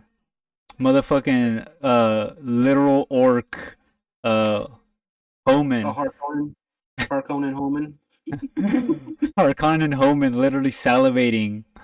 And he gets out of a oil tub as well. Yeah. That's his ritual at 5 a.m. Yeah. Before he goes to work. He takes a nice little oil bath and drinks the blood of immigrant children. And he grovels like them too. Yeah. Let's see. What does it say? SAN fact check. True, but on removals, which require a court order and legal consequences. However, for returns primarily involving Canadians and Mexicans apprehended at their respective borders, he did not. Rights groups, including the ACLU, labeled him the deporter in chief. Which I mean, yeah, for Obama, yeah, it was true. We got whooped on the border. People who voted like with the border as their #1 issue completely voted for Trump. In Pennsylvania. Well, but and that's why you're seeing the rightward shift, shall we say, from our Democratic moderates, because that's where the people are at. They've been convinced, whether right or wrong, that there's a problem on the border and that Biden's policies didn't work. But and lastly, I just want to say, you keep bringing up populism. I agree with you. Populism is great, but we are the establishment. We're fighting for the government. We're fighting for bigger government. It's easy when you're on the other side and like, we need the government out of our lives. We want to cut them down. Well, you just got to come at it from a corporate angle, right? I think the Republican Party does kind of fight for the government to an extent. Like not being able to decide what your children are learning in school, like trying to bring church into school, that's kind of big government. I think that's a way, like, completely over-regulatory. Church. Yeah, no more separation of church and state, guys. We got the 10 Commandments and the Bible. Oh, finally. That'll make us smart. Yeah, the Holy Bible. That'll help our average third grade reading level to increase. Yeah. Learning about, a guy almost murdering his son because a mysterious voice in the sky told him to. Very wholesome, very much at a third grade level, reading level. Clearly. Not only that, a man selling his daughter into slavery. Oh, fantastic story. Well, that's what's gonna happen. Wow. Because they won't be able to afford a grocery, so they're gonna be learning a lesson from it. So. We're gonna go back to biblical times. We're gonna start taking the religious law into. We're gonna do Sharia law with American characteristics. We're going back to the Hammurabi Code, guys. Yeah. You steal, we're chopping off your hand. You speak lies, we chop your tongue. Yeah. Oh my God. God. That's one finger. That's one finger right there. Mm-hmm. One grape is one finger. Imagine you take the whole vine. Oof. Yeah, your penis is going off. Yep. That's one tit. That's 1 inch off the rod. There you go. So it's so funny that, like, I mean, the control of my womb. Get the fuck out of my womb. For real. Get out. Like, I mean, it's funny that we're the party that's like big government when I think both parties are kind of the party of big government. But what is that government doing? But to Guy's point, I think it's the rhetoric is like they're really coming out of like, we need to remove government, even though they're going to utilize it and they're authoritarians. Their candidate is literally trying to become a dictator on day one. That's so frustrating. It's like they're like, oh, we don't care the states' rights, but like you don't. But our rhetoric can be an anti-corporate campaign. We can talk about how much corporate greed is ruining people's lives. No. What about Disney? What am I hearing? Oh my God, I think my ears are bleeding. Oh no, please God. Target. Who's thinking about the Walt Disney family, huh? It can't just be me. Who's thinking about the Walmart family? Exactly. It can't just be me. Come on, guys. Come on. Who's thinking about them? Who's feeding them? If we don't buy from Walmart, how are they gonna feed their family of who knows how many? I will not be able to see their yachts in front of Newport Beach. Yeah. Oh my God, that's horrible. Starving homeless man. Yes. Oh my God. I hate it. See, this is why we need a corporatocracy in America. Who's gonna say? Who's gonna give me a job? The homeless man? Yeah. No. It's Hell Amazon. no. Amazon's gonna give me a job. Amazon's gonna give you a job. Amazon's giving you the product. Not the homeless man down the street. Fuck him. What is he doing? He does literally nothing to society. Come on, guys. Exactly. He's just laying there, minding his business and making the streets look rough. Ain't doing nothing. Even though we had to kick him out of every other place, not giving him a shred of help, because we're a Christian like that. We're a Christian nation like that. We don't help the homeless. Ill. Where does it in the Bible say help the homeless? As a matter of fact, God says that helping the homeless is gay. Yeah. I'm not gay. Not me, brother. Not me. We have to support Jeff Bezos, who will buy property and raise the local rental prices around that area. Mm-hmm. That's the guy. That's who we need. That guy right there. Yeah. Hey Archer, how's it going? Arch is in the chat. Adrian can't see because he's doing we're doing Discord call, but yeah. To provide for their families. That would resonate with the working class too, because everyone has been fucked over on a rent payment. Everyone has missed a car payment. Everyone can relate to not having enough money. You know what I'm saying? That's something that I feel like would actually God said fucking we work. don't want like we're losing at making the billionaires a boogeyman. Which Democratic politicians are making billionaires boogeymen? I only hear that from progressive people or people that don't have any form of legislative power. We need politicians going in there saying, this is a person that we need to stifle. This is resources we need to get for the people. Bernie, he's the king of blaming the billionaires. Yeah. And who does Bernie resonate what with happened? besides progressives? We abandoned him. Where did he go? We kicked him out. Yep, the Democrats kicked him out. Oh my God, we should have had Bernie. Bernie would. Oh my God, imagine the America we could have had with Bernie at the helm, bro. Light rail. Twice. High speed rail. We could have had the Green New Deal. Trains are scary, Joe. We can't have them in this country. Trains are scary. See, trains crash all the time, not like airplanes. Not like airplanes and helicopters. Trains crash all the time. This is a known fact. They're constant derailed. Yeah. Constantly derailed. You see on the railroad track, these trains derail so easily. You put a penny, it comes off. It just comes off the rail. You put a little penny there, boom. Yeah. Just crashes into everything. It explodes like a hydrogen bomb. I don't want that. That's scary. Imagine one of those literally going to every major city in America. Oh my God, now that is scary. High-speed rail at every major city in America and other rails into other more like transportation deserts. Oh, that is insanely scary. I do not want to live in that America. That's the America Bernie would have given us. Scary socialist America, free healthcare, free education, free public transport, better prices in our groceries. Yeah, we'll have to pay a little bit more in taxes, but the rich people are going to be mostly contributing to that with a 90% tax rate on the rich. But that's too scary. That's too radical. We shouldn't do that, guys. That's bad. Yep. MAGA people. There are so many Republicans who say that they would have voted for Bernie if Trump was not in the running. Oh my God, God, yeah. Vote for a Republican Bernie would again. I will only vote for 100% won in 2016 if the DNC hadn't. And 2020. Bernie would have won against anyone, bro. Literally the devil. If you put the devil, which I mean, Jesus Christ. You put Jesus Christ, Bernie wins. Bernie wins 100%. Come on, Republicans are gonna see Jesus Christ and be like, "That's an immigrant. He's brown. I don't like that." And he's a communist. Bernie's not a communist. He's a socialist, but he's not a communist. And he's white. Not like Jesus.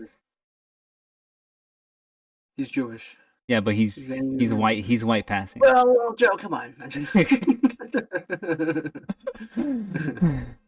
Stolen that nomination from him. The one guy who disagreed. Frustration. I think that's the What does it biggest say? thing here. The Republican Party appeals more to the average American. So he's the only one who disagrees with that statement. Okay. Yeah. Everyone else agreed that Republicans do appeal to more Americans, or to the average American. These are appealing to the people, right? They're using the populist message properly. But I think Democrats can easily do it too. We're just held back by the institution itself, trying to keep itself. It's not that we're held back by the institution. We're held back because of corporate donors. We have to keep these rich people happy, because if not, then where's our money? Where are we gonna get money? Where's the DNC gonna get money? They're nothing without the corporate donors, pretty much. Then they would have to actually. They would have to actually have good policy, do their job. actually be good at their job, yeah. Like the rest of us, like the rest of us. Oh shit! I think I accidentally went forward a bit. Wait, did I? I think I went back. Oh no, yeah, I did go back a bit. My bad. Well, specifically, what ideas are you referring to? I think Medicare for all is an idea that a large majority of the population does actually agree with. Mm-hmm. And I don't think anyone in this country will tell you that our healthcare system is not broken. And I think that that's an easy idea to run on that will generally benefit the people and will get Democrats elected way more easily than running on being a border czar. When it comes to Medicare for all, I think people have to be beaten down way more than they are right now to give up what they have. People are terrified of the unknown. And for me, I just think things are not bad enough. What the fuck are you saying? Oh, you want me to go back a little bit? Hold on. I think it can. No. Oh. I'm listening to what that guy said right now. Oh, okay, my bad. Speak to the people more. Well, specifically what They're I scared of the do beyond. I think Medicare for all is does an that idea mean? that a large majority of the population does actually agree with. And I don't think anyone in this country will tell you that our healthcare system is not broken. And I think that that's an easy idea to run on that will generally benefit the people and will get Democrats elected way more easily than running on being a border czar. When it comes to Medicare for all, I think people have to be beaten down way more than they are right now to give up what they have. People are terrified of the unknown. And for me, I just think things are not bad enough to get people on that side. Kamala. What? Oh, being medically in debt is that's not gonna push them. No, brother. What more do you want? Yeah, my brother in Christ. Medical debt is the number one reason most Americans become bankrupt, bro. What do you mean? Like, they need something else. It's already at that point of being at the very worst. I think. I don't think it can get. Well, actually, it can't get much worse than this. But with RFK at the helm, it's gonna get much worse. Or actually, no, he's not in charge of Medicare. It's that other guy. That scary motherfucker. They're all scary. Well, yeah, they all are scary. What's his name? I forgot. Trump made some guy his Medicare, in charge of Medicare. Who was it? Ben Carson. Nah, I was like, oh my god, I hope not. Shoot, wasn't it Dr. Oz? Isn't he? Yes, that is. Yeah. Dr. Oz, Medicare. Right? It's Dr. Oz. Yeah, Dr. Oz, Medicare proposals face scrutiny from Democrats. Yeah, I think it'd be scrutiny from everyone, bro. Not do Washington Post. Let's do NBC News. Come on, Mehmet. Come on, Trump. Deport this motherfucker. I'm just kidding. Democrats demand answers from Trump pick Mehmet Oz on Medicare privatization, bro. He wants to privatize Medicare. He wants to make it like regular ass health insurance, bro. Oh my god. Key Democratic senators are demanding answers from Mehmet Oz and his previous advocacy for Medicare privatization, referring to his call in 2020 for putting all seniors into private insurance plans under Medicare Advantage. Yeah, let's give it to the seniors who are getting a fixed income with Social Security. Can barely afford to buy anything. Very cool, Dr. Oz. Thank you, boomers. This is what you wanted, right? Yeah. Oh my goodness. What a bunch of idiots. In the wake of that nomination, we write regarding our concerns about your advocacy for the elimination of traditional Medicare and your deep financial ties to all private health insurers. Oh wow, Dr. Oz has a lot of ties in the private sector of health care. How interesting. Who would have thought? That's crazy. Does that mean Dr. Oz is trying to fill his pockets at the expense of American healthcare? What? He's bought by Big Pharma? No way, bro. That's crazy. Come on. Is this the same Dr. Oz who was on the fucking Oprah network? Wait, was he on the Oprah network? I think he was, right? Or he was on some other. Oh, this can't be the same Dr. Oz. Come on. What happened to my Dr. Oz, huh? Oh my goodness. Oh yeah, he ran for Senate. I forgot about that. That was crazy. Yep. Ran on expanding Medicare to include in-home care for the elderly. That's costing people like $4 or $5 a month right now. You think they would have jumped on that? Okay, hold on. Pause this. Pause it right now. Wait, what? This fucking guy just said the in-home care thing. It's going to cost us a lot of money. Well, look what's happening now with the tariffs that just happened today. That fucking Trump enacted 25% from Mexico, 25% from Canada, and 10% from China. That's not going to affect your money. That's not going to affect it.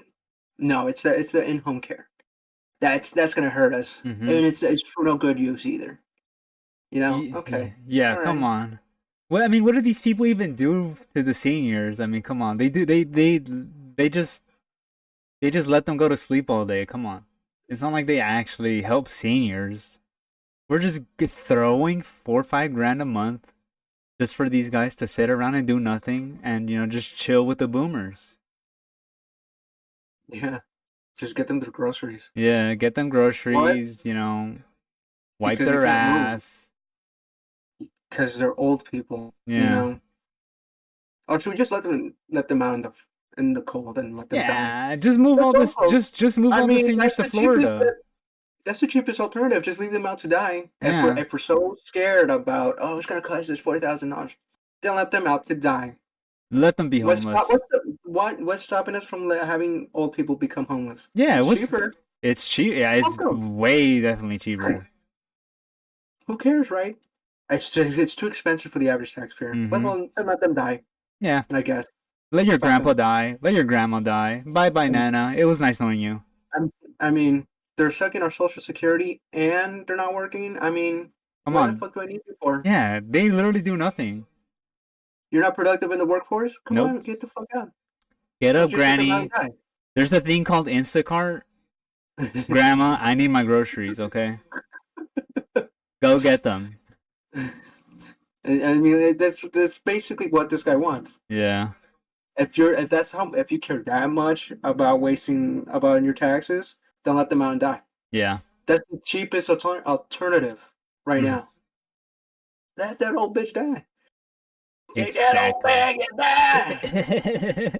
You know? Yeah. That's what he's saying. Didn't the man just murder? Yeah, I know. He's healthcare CEO, and everyone liberals, man. And everyone That's a was sick like person, though. That's not like a reflection of But America. it is, That's because just a section of the frustration of the Why American moderate people. suck. People in general do agree with these policies. Sure, they're scared of the unknown, but I don't see an issue with. Yeah, the unknown of having really good healthcare. Oh my god, that's so scary. Oh my god. The unknown of having to pay $5 or less for insulin. Yeah. The unknown. Oh god, that's too scary. I don't want to fucking pay. I don't want to take $5 out of my fucking wallet and pay the doctor for only $5. Oh, that's so scary. Like, dude, we're like, yeah, go ahead. I want to see my insurance premium raise $200. Mm-hmm. That's what I want to see. Because I know, because that to me is not unknown. That's already known to me, so I'm not scared. Yeah. The health insurance already took care of that for me. And I trust them. $15 out of my taxes. You know, yeah. An extra $15 you're taking from my taxes? Nope. That's unknown to me. Yeah. That's scary. You know what's Might as well scary? put a pentagram in my room. Exactly. Might as well put a pentagram on my doctor's receipt. You know what's scary, guys? We technically pay twice for healthcare in America. Our taxes go to the healthcare to provide us healthcare, but there's a middleman, the health insurance company, and they want a slice of the pie. And what do? They come to us and they offer us healthcare in exchange to get to see if it's worth it, and if you should even get it. If you don't have if God forbid you don't have any underlying issues or pre-existing condition. Oh, you had a fever? Yeah, that's a fever's a pre-existing condition, so we're gonna have to charge you a $500,000 extra for your ibuprofen. So sorry, bro. Those are the breaks. You know. You had chickenpox when you were 5 years old. Sorry, pal. That's $200 out of your pocket. Yeah, that's a pre-existing condition, bro. I don't know what's gonna happen once I touch you with those chickenpox you had when you were 5. but it's better than the unknown, you know. It's better, yeah, better than the unknown. Fucking idiot. Yeah. Oh my God. Jumping into real change. And if you communicate that properly, which Democrats do not do, I think you'll easily get through and fight against these lies and these non-existent policies that Republicans have. Because you're truly speaking to something that will change your material condition. Once again, this whole thing comes back to marketing to me. Because Oh my God, I've heard this guy. interviews with hopefully Why does he keep bringing up the marketing, bro? It's all marketing. Market, like, bro is so consumer brained. It's because he got duped. He did. He got fucked. Yeah. That's what he's trying. That he's trying to hide that he got fucked in the ass and he was wrong. That's what he's saying. It's the marketing, you know. I was like, buddy, you got scammed. Yeah, you did. You're too scared to fucking admit it. Yeah. So yeah. My It's God, this. marketing. Yeah, it's always this guy, Michael, moderate Democrat. Mr. Michael, you got duped, brother. Just own up to it. I'm stupid. I got duped. I'm sorry, guys. I let you guys down. I'm stupid. I got scammed. I'm a little kid. I saw a shiny toy on the TV and I said, "Mom, I want that now." And when I got the toy, it broke within the first 10 minutes of playing with it. He was promised a 20-foot Master Chief model, replica model. And only a 25-inch one, this big. He got a 15-inch model. Yeah. Yeah. Oh, God, Michael. And so, yeah. Mr. Michael, I hope you smarten up, bro. Seemingly maybe intelligent people saying on the right, saying, you know, I can't stand Obamacare and what Obamacare did to this country, but I love the American Care Act. Care The Act. Affordable Care Act. I'm like, what? I think so. branding Either is a we're big not one, yeah. conveying a clear and concise message about the things that we are doing for the American people, or they just hate all things blue. Because it's like it's amazing. No, they're like, just retarded. Hate Obamacare. That's all it is. Yeah. A lot of Republicans get They have duped. lead in their water. Yeah. No, it's true. They have lead in their water. It's true. Yeah. 100%. I think a lot of baby boomers are the way they are because of the lead pipes that they used back then. I'm not joking. I think they saw. Go ahead. They saw lead paint chips like Doritos, and they ate them. Yeah. Oh, lead paint chips. Oh, nice little chef's kiss. Nice little snack. They thought it was Fritos. Fritos on my wall. Yes, please. Oh my God. When did they make a white Doritos? Fantastic. America truly is great. Yeah. We are so awesome. Oh my God. Care, but you love the Affordable Care Act. That's a really good point, because again, going back to the exit polls, the healthcare was on there as well, and I don't know the percentage, but it was tiny in comparison to immigration and the economy. But which is causing which, right? It could be that because Trump just went above and beyond to discuss these issues in some capacity. Whether he had plans or not is kind of irrelevant. He put the idea in Americans' minds, and so now when they leave the polls, they're like, this is what I care about. Versus, like you said, with messaging and marketing, if the Democratic Party did a lot better job at saying what you care about is healthcare, and say it over and over and over and over again until the people are like, I care about healthcare, and then the exit polls will change. Can you expand on, and you can end it. You're the only one who said that the Republican Party isn't appealing to the average American right now. Why do you think the Democrats are appealing more? So I don't believe that. I believe actually that Republicans appeal to the people. I do agree with the prompt, but I think that it has nuance to it. And I think that Democrats are able to appeal to the people if they want to, if that makes sense. And I think that the Democrats historically have been a party that appeals to the general populace more than Republicans. Republicans generally associate themselves with a donor class. I think that Democrats need to go back to the messaging that is truly a populist messaging. Biden was a great president. It's crazy. How many? Only one. It's because the stream it's 'cause on your stream it's like lagging for some reason. I don't know if it's my fucking internet. It might be on my end also. It might also be on my end, but yeah, he's the only one. I can hear everything Wow. fine. Ooh, You can hear it we fine. don't- It's just the video. Yeah. Oh, okay. I think it's also because I don't have Discord Nitro. I don't have that. What does Nitro do? Well, Nitro just lets you I think Oh, sucks up more frames what is per it called? second and less latency, I think, in streaming. Right. But yeah, I mean, I will give Biden some credit. He did do some really good things. He was the most pro-labor president we had since like FDR, I think. Or actually, I mean, he could have done more, but yeah. Oh, it's this guy. Okay, yeah, the video just oh, it that just guy. okay, yeah. Okay, Yeah, yeah, he's the only one that went up. that guy fucking sucks. No, yeah, I mean Biden. At best, he was mid. Yeah, at best he was pretty mid. I give Biden 5 booms out of 10. Boom, boom. I'm not gonna 5 do ice creams out of 10. I mean, I will give him credit where credit is due. He did do a lot for labor unions, somewhat. Especially, I mean, Lena Khan at the what does she do? She's at the FTC, right? Or yeah, she's at the FTC. Lena Khan, really she's good. not there anymore. Yeah, well, yeah, she's not there anymore, unfortunately, because of fucking Big Daddy Trump. Yeah. But yeah, Lena Khan did very well. Stopping mergers, taking corporations to court. And I mean, Biden was the first president to visit the picket line. Like, I think the first president ever. I don't think any other, to my knowledge, at least, I don't think any other U.S. president has ever gone to a picket line at a worker strike. Right.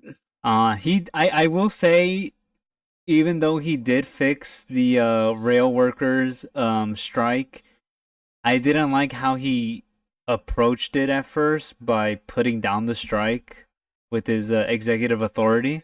I think he should have let the rail workers, do their thing to get a better deal. I mean, Biden got them a decent deal, but I think they would have got a much better deal if he had just let them continue their strike. Yeah. 100%. They would have got better benefits, better pay. They would actually be able to see their fucking families. Because a lot of these real workers do not get to see their family very often. I think they only get to like 1 or 2 days off, really. Yeah. Which is kind of sad. I mean, these guys they're one vertebrae of the backbone of the American, system, of the American economy.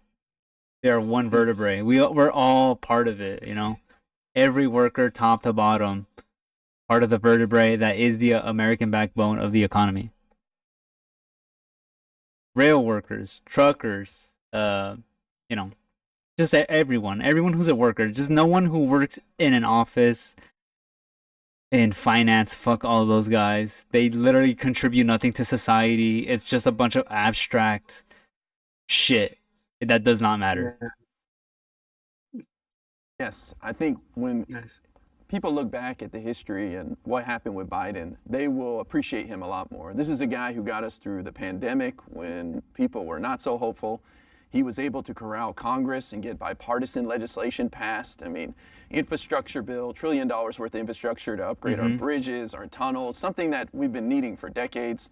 A guy who brought back manufacturing to America with the CHIPS and Science Act. You know, just a solid leader when people were looking for that. So I think Biden had a brilliant presidency. It's sad that our fellow Americans aren't going to reward him for that, but that's the times we live in now. Maybe he should have dropped out, earlier and passed the torch a little earlier. But as far as his presidency goes, I think this is probably one of the best in my lifetime, and I appreciate what he did. Wow. Okay. And here comes everyone else. Yeah, you're fucking stupid. We're gonna agree. crucify you right Biden now. has had a You're a very little strong retard. legislature. I think that he's built a lot of relationships in his decades as a public leader, and I think that did a lot of good as far as passing good legislation. I think part of being a good president, though, is effectively communicating that to the people. And I think we'd all agree that's probably one of his weakest areas is proper communication. He's not a good orator. He's not good at inspiring that type. Okay, it's not that he's not a good orator. He's fucking old, bro. He has dementia. He literally can barely speak. Listen here, Jack. Back in 19 you know, he fucking speaks in Popeye fucking language. You know? He does. Every time Biden goes up, he quotes Popeye. He quotes 1940s Looney Tunes character, you know? Yeah. He is a Looney Tunes character. He kind of is. He kind of was. Yeah. He reminds me of the Vulture from Looney Tunes. Like, very dopey. Yeah. Yep.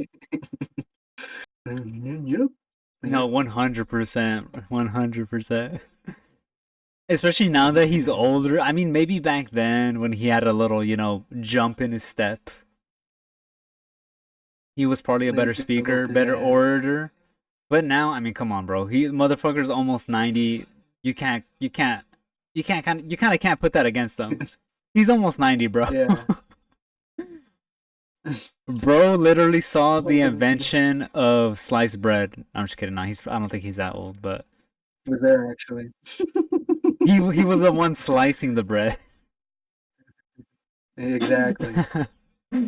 He was born before the invention of chocolate chip cookies. He was poor. Yeah. He probably didn't have that technology. Yeah. Type of hope. Really, Biden was a refreshing look into what a boring normalcy can be, as opposed to Trump's very erratic, flamboyant personality. And I think that does a disservice when it comes to highlighting accomplishments. Just a quick response. I vote for a president to make tough decisions behind closed doors, not to give speeches. So me personally, I understand the value in that, but to me it's more important than results. I think you're engaged with the substance and the policy guy. You're just not the average American. People need somebody that they can look to that don't have any political education and be like, that's my guy, I want to have a beer with him. Yeah. But they're going to benefit from what he did for years. But they're never going to give him credit for it. Yeah. And if you vote for the other guy to undo everything you did he really benefit people in the long term? You have to be electable as well. I think Obama, I have many, many, many criticisms of his presidency, but in terms of being a face for the country, oh my God, let's talk about amazing. It's class and it's friendly and the smile is perfect. And I don't think that's everything, obviously, but I think in terms of perception of the presidency, I think that has a big part to do with it. And unfortunately, that was just probably Biden's, one of his lowest points. And honestly, Guy, I see your point about the speeches versus this decisions thing, but if the guy can barely put a sentence together, how can I trust him to make a tough, call in the Middle East or something? But then again, bro's almost 90. I think that the Israel-Palestine conflict and who is put something him that there? people have turned an eye to. You, the people, put a 90-year-old. You voted for him during the candidacy run. You thought it was okay? You guys put him there when they were doing the fucking during the caucuses. You guys voted for him during the presidential race. You motherfuckers voted for him. I mean, yeah, I it's like, bro, Bernie was literally right there. Bernie was literally right there going against him, and you guys said, nah, I like this guy. Going against everyone. Yeah. Because he reminds me of Obama. He reminds me of my grandpa. He's like my grandpa. He's very lovable. Okay. And where is he? Where's your grandpa right now?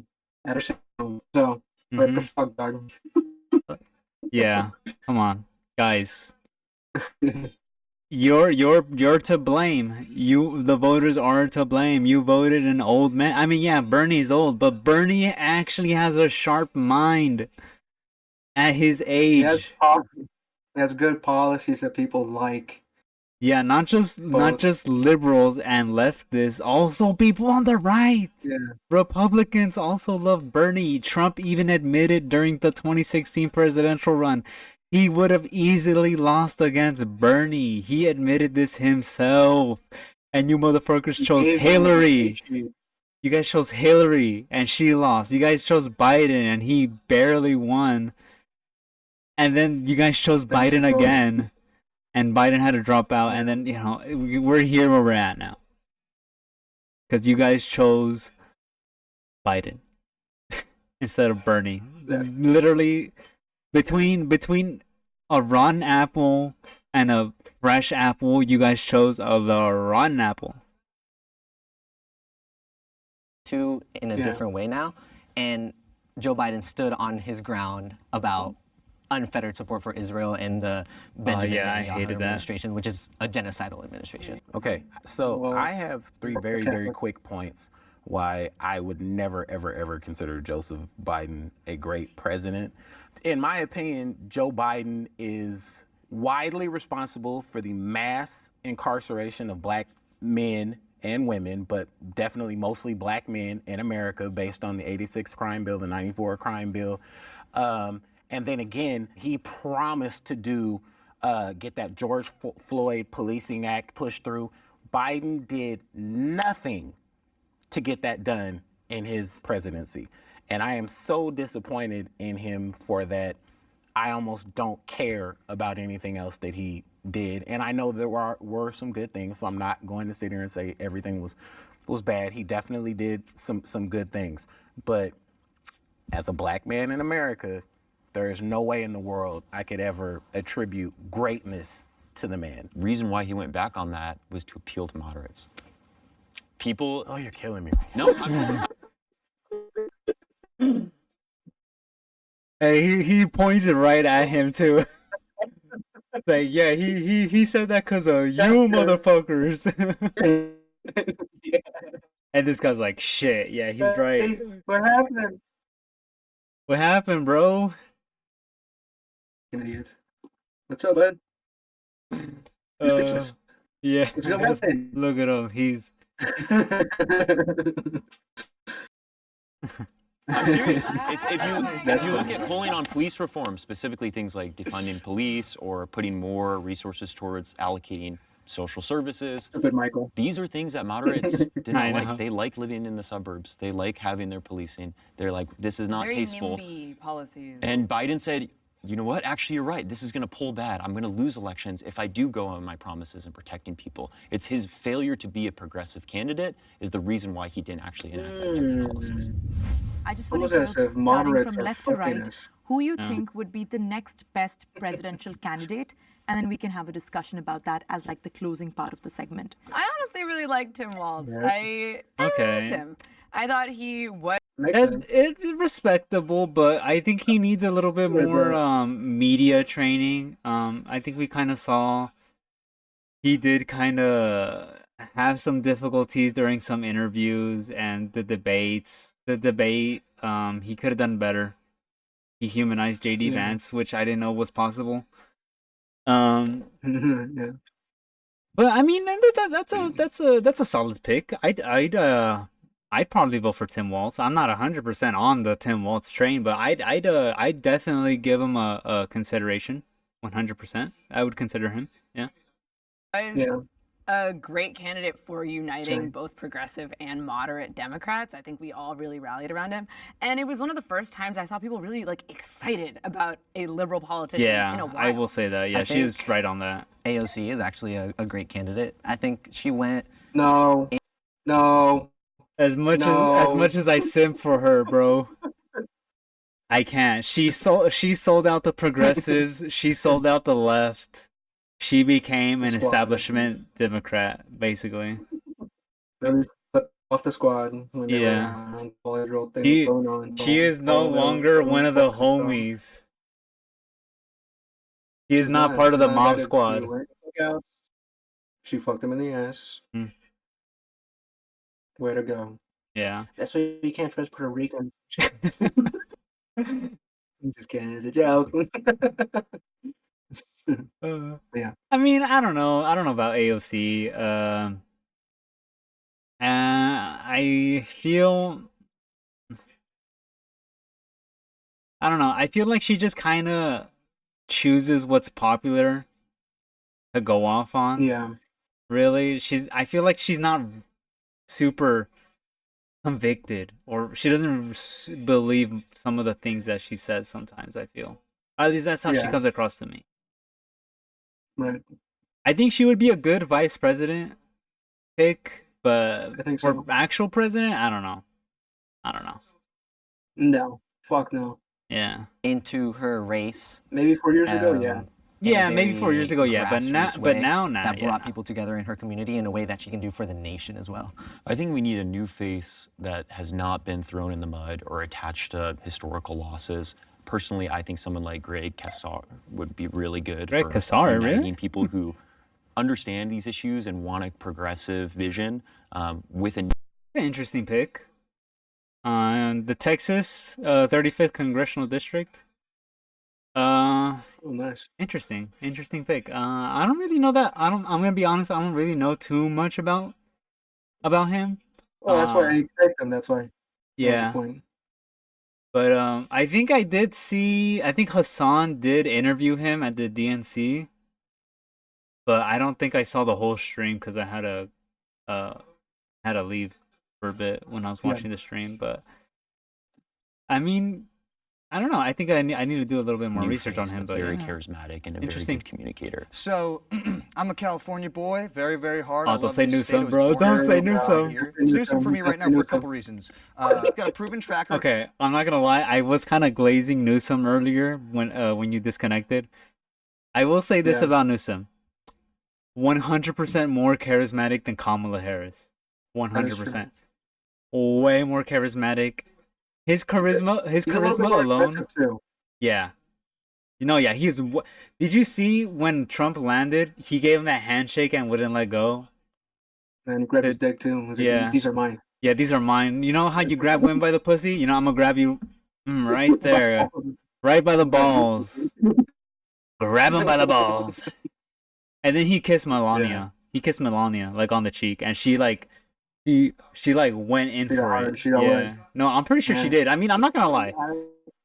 An actual man.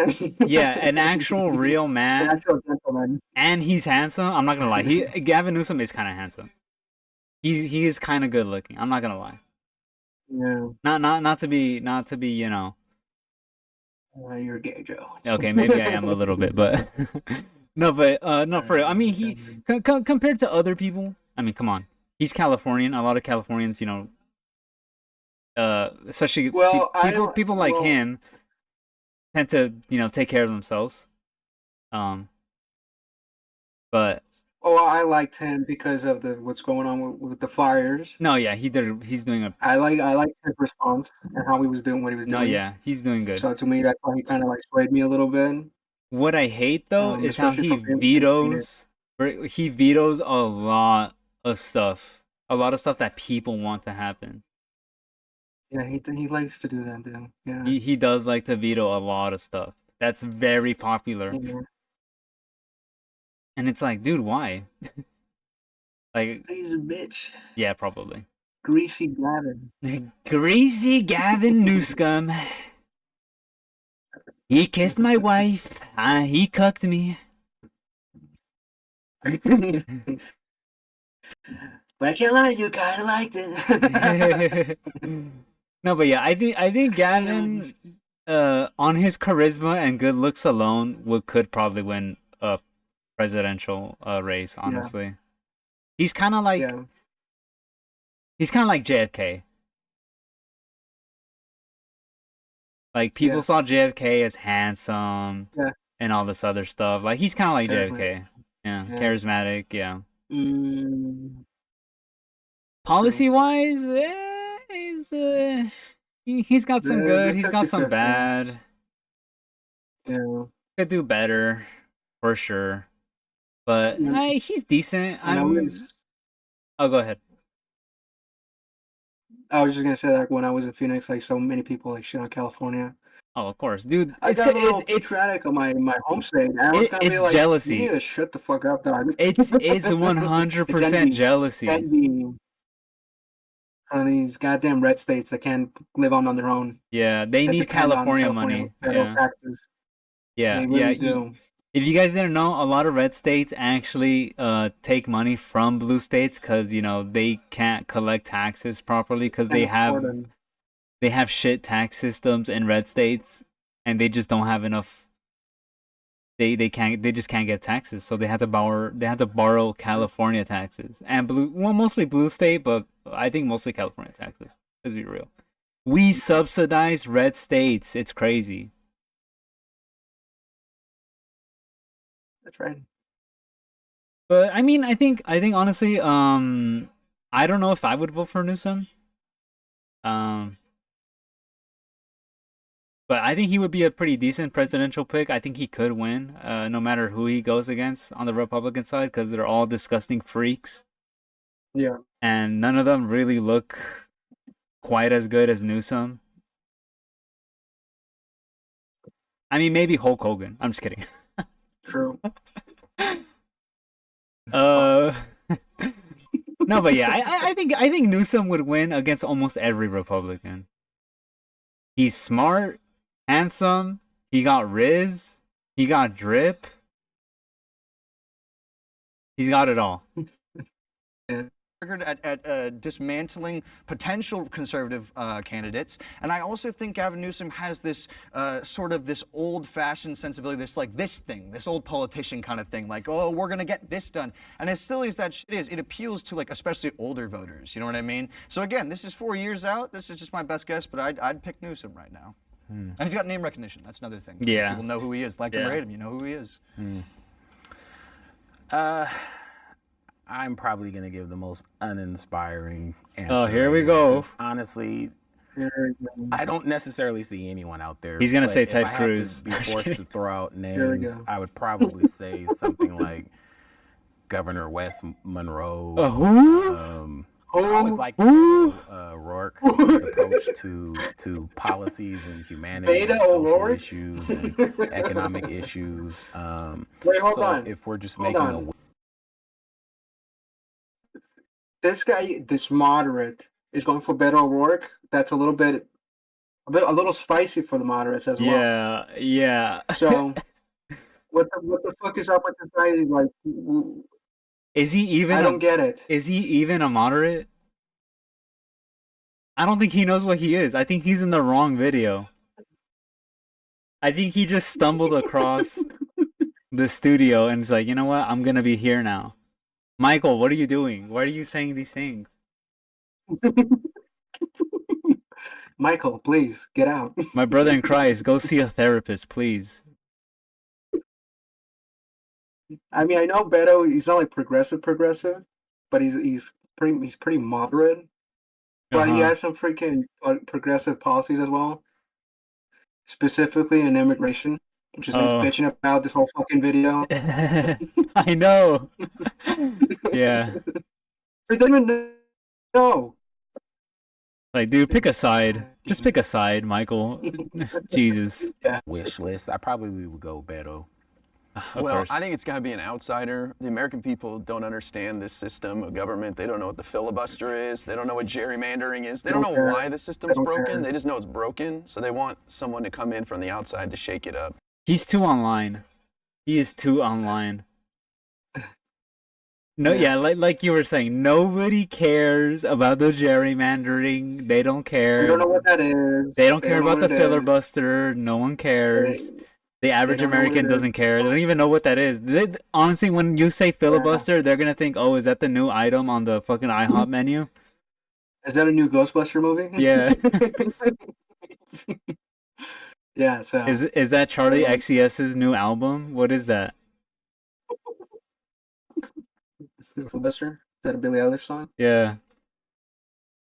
Come on, bro. Yeah, and then he I think. Yeah, and then he wants to pick an outsider. Like, bro, you pick an outsider, no one's gonna know who the fuck this is. Like, I mean, yeah, Trump was kind of an outsider. But... Oh, go ahead. Outsider, like, as in politics. I think that's what he means. Yeah, yeah. He wants a celebrity. Oh God, I hope. That's what he wants. Maybe, I don't know. Let's see what he says. If he says Governor of Maryland. If he says Jon Stewart, okay. Okay, no, yeah, Jon Stewart. Yeah, I actually wouldn't mind Jon Stewart. he's already, you know. Or Stephen A. Smith. No. Stephen A. Smith. That'd be funny. Westmore. Oh, come on, bro. Westmore. This is a guy who's shotgunning beers in the parking lot with people. He's just a man of the people, and he's got the energy and the excitement, and nobody knows who he is. And so I think that's a likely. That's what you choose your A guy that shotguns a beer. Yeah, very cool. That's what America needs. You know what I can do? I can drinking problems. Yeah. Yeah, someone who's an alcoholic drinking problem, taking shotguns in a parking lot, probably gonna drive his car after. Yeah, I want that guy. Yeah.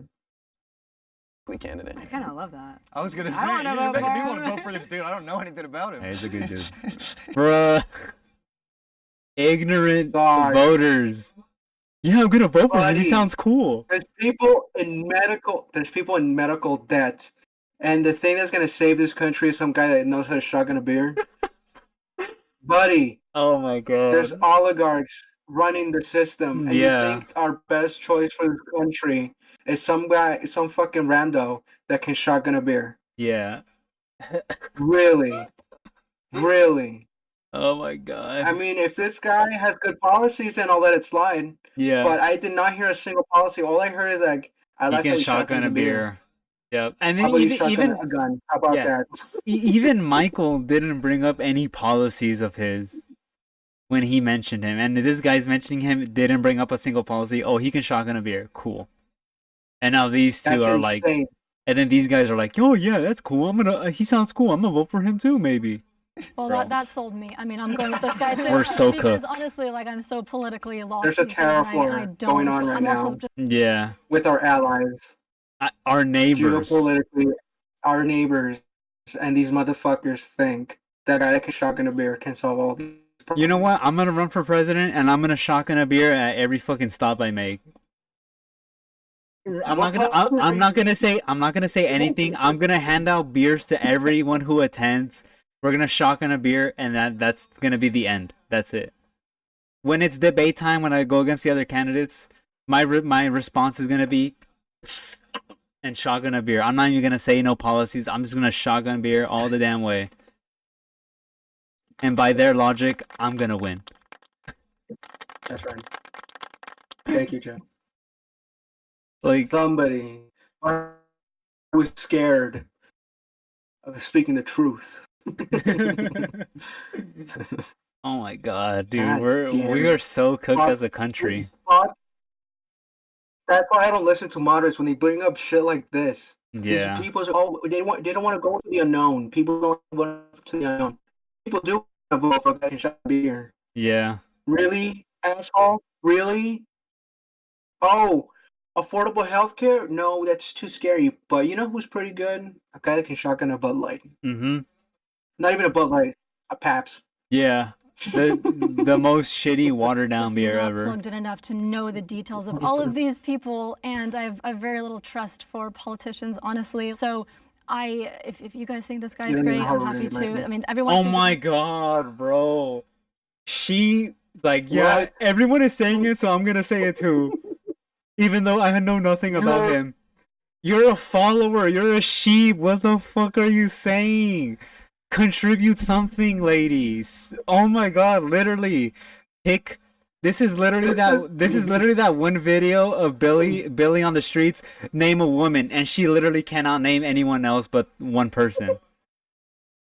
What is this? Pal. If she was in Nazi Germany, she would have followed Hitler. Everyone's doing it. I'm good. Yeah. Oh my god. This is why I don't listen to moderates, because they do bullshit like this. Really, you were bitching about the policy that there's this, but you're someone to you don't guy. Yeah, go ahead. Dick. You don't know dick about this man. You don't even know where he's from. He's from Maryland. That's all you know. Yeah. And he knows how to shotgun a beer. And that two other people have mentioned him. That's all she knows about this guy. And she's like, you know what? At least I'm gonna choose him too. At least Michael brought up Beto O'Rourke because I don't. And I was like, okay, he's a mid candidate as well, but at least it's not this fucking guy. Even though he was the first one to name him. Yeah. It's like, lady, do you have anything else?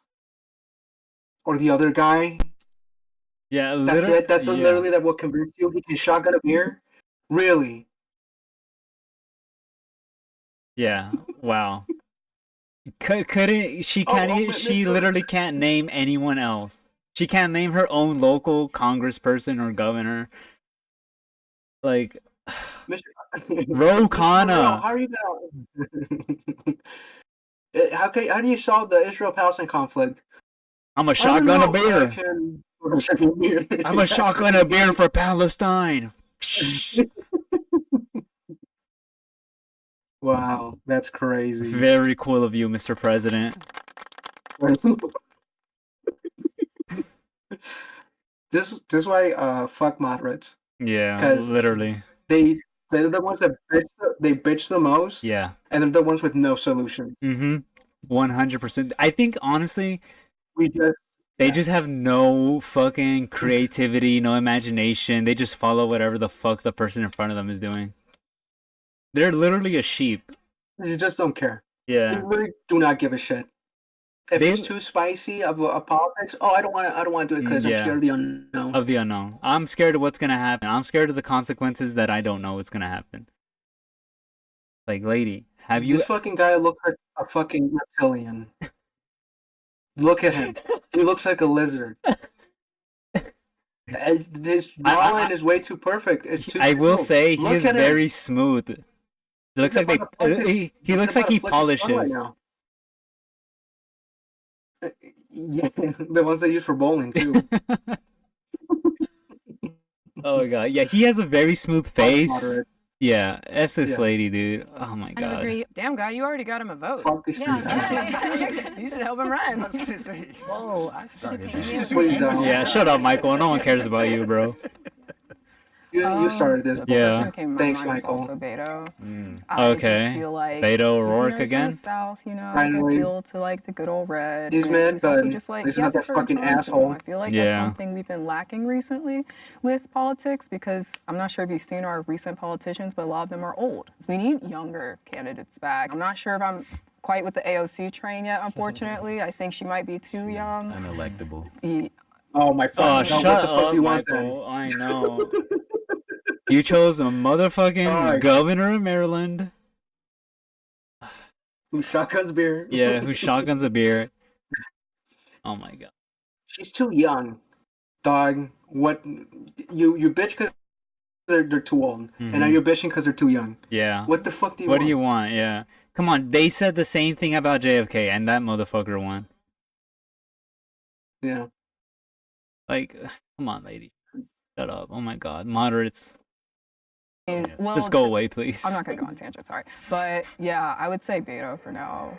I have a 30-second comment on that interaction right there. It's saying AOC's unelectable, but liking Beto O'Rourke, who's lost every election that he's tried to run. Like, what are you talking about? Anyway.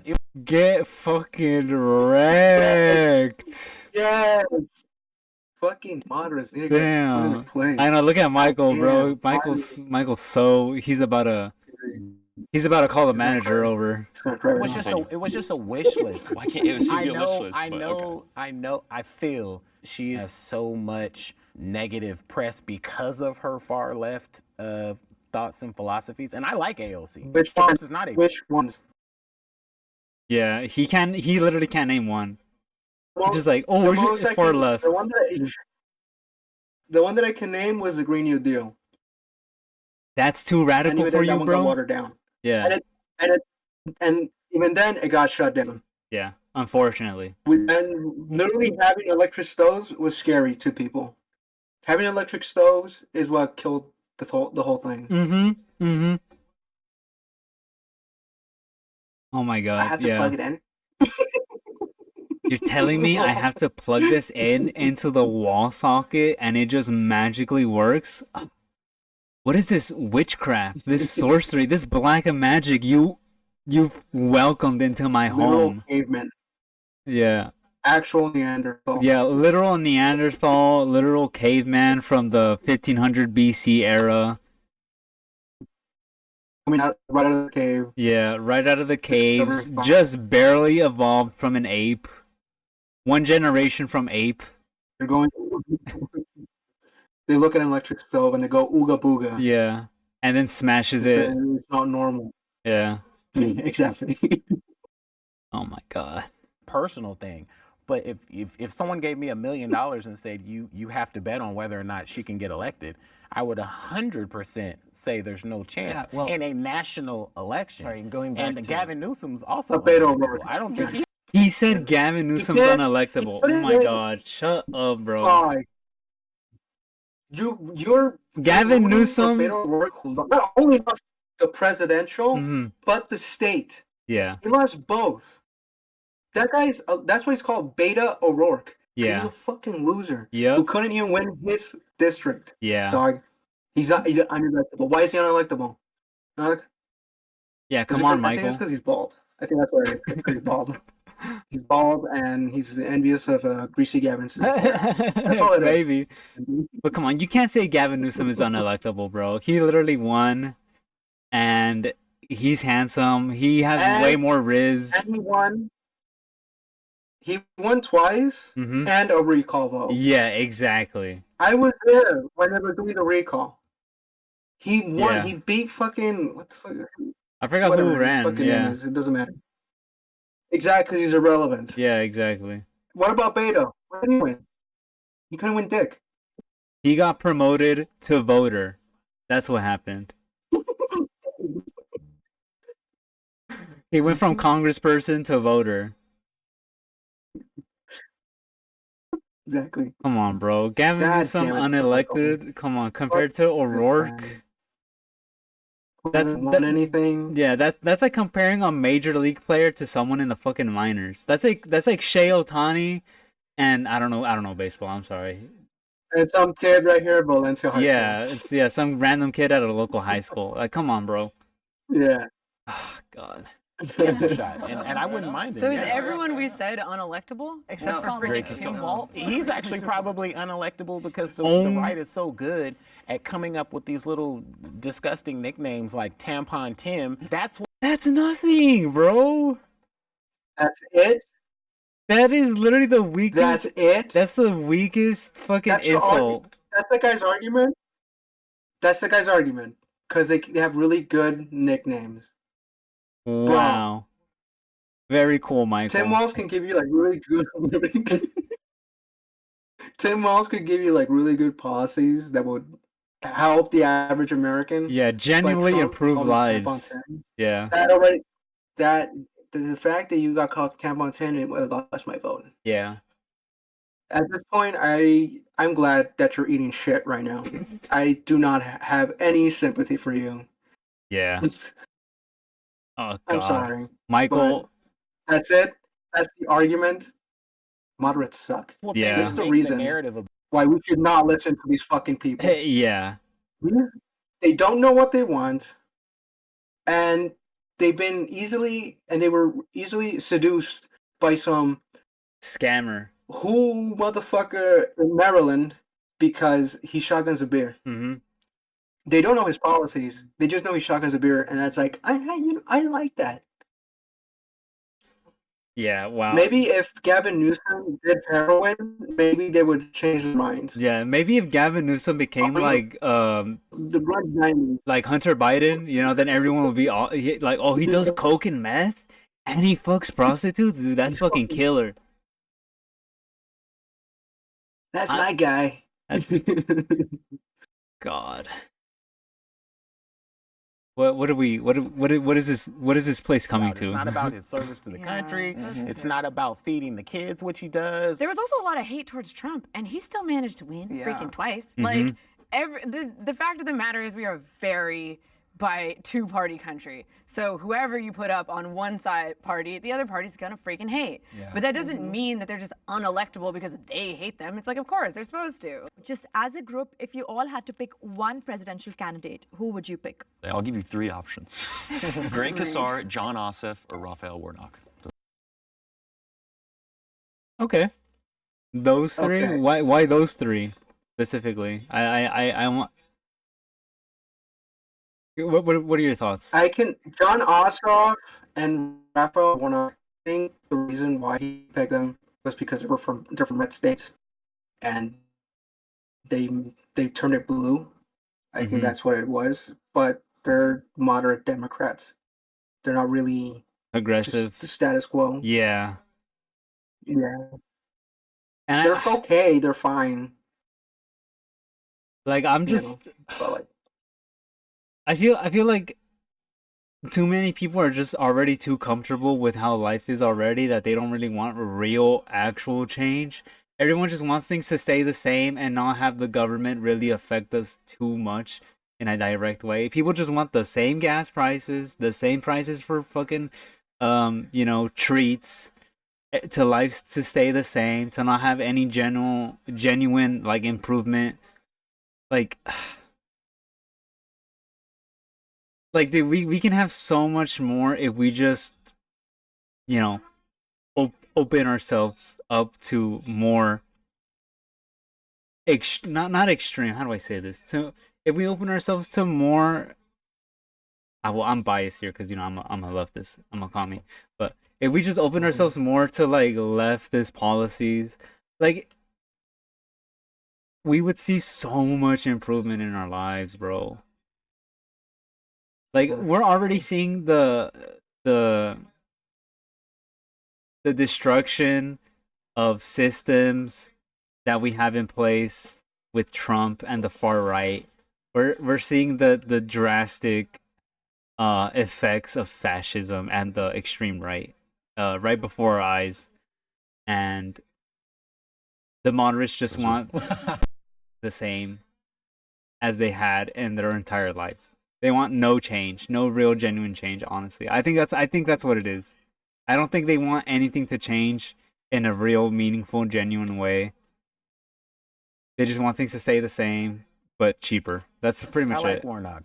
Can we get behind Warnock? Warnock is a pastor from the South. Yeah, Georgia he would senator. appeal very well to. And I'm from Georgia, so I actually voted for him in the election, and I saw people in my county that's very, very red really rally around sort of. I have to go. That was very. Oh, you gotta go now? Yeah.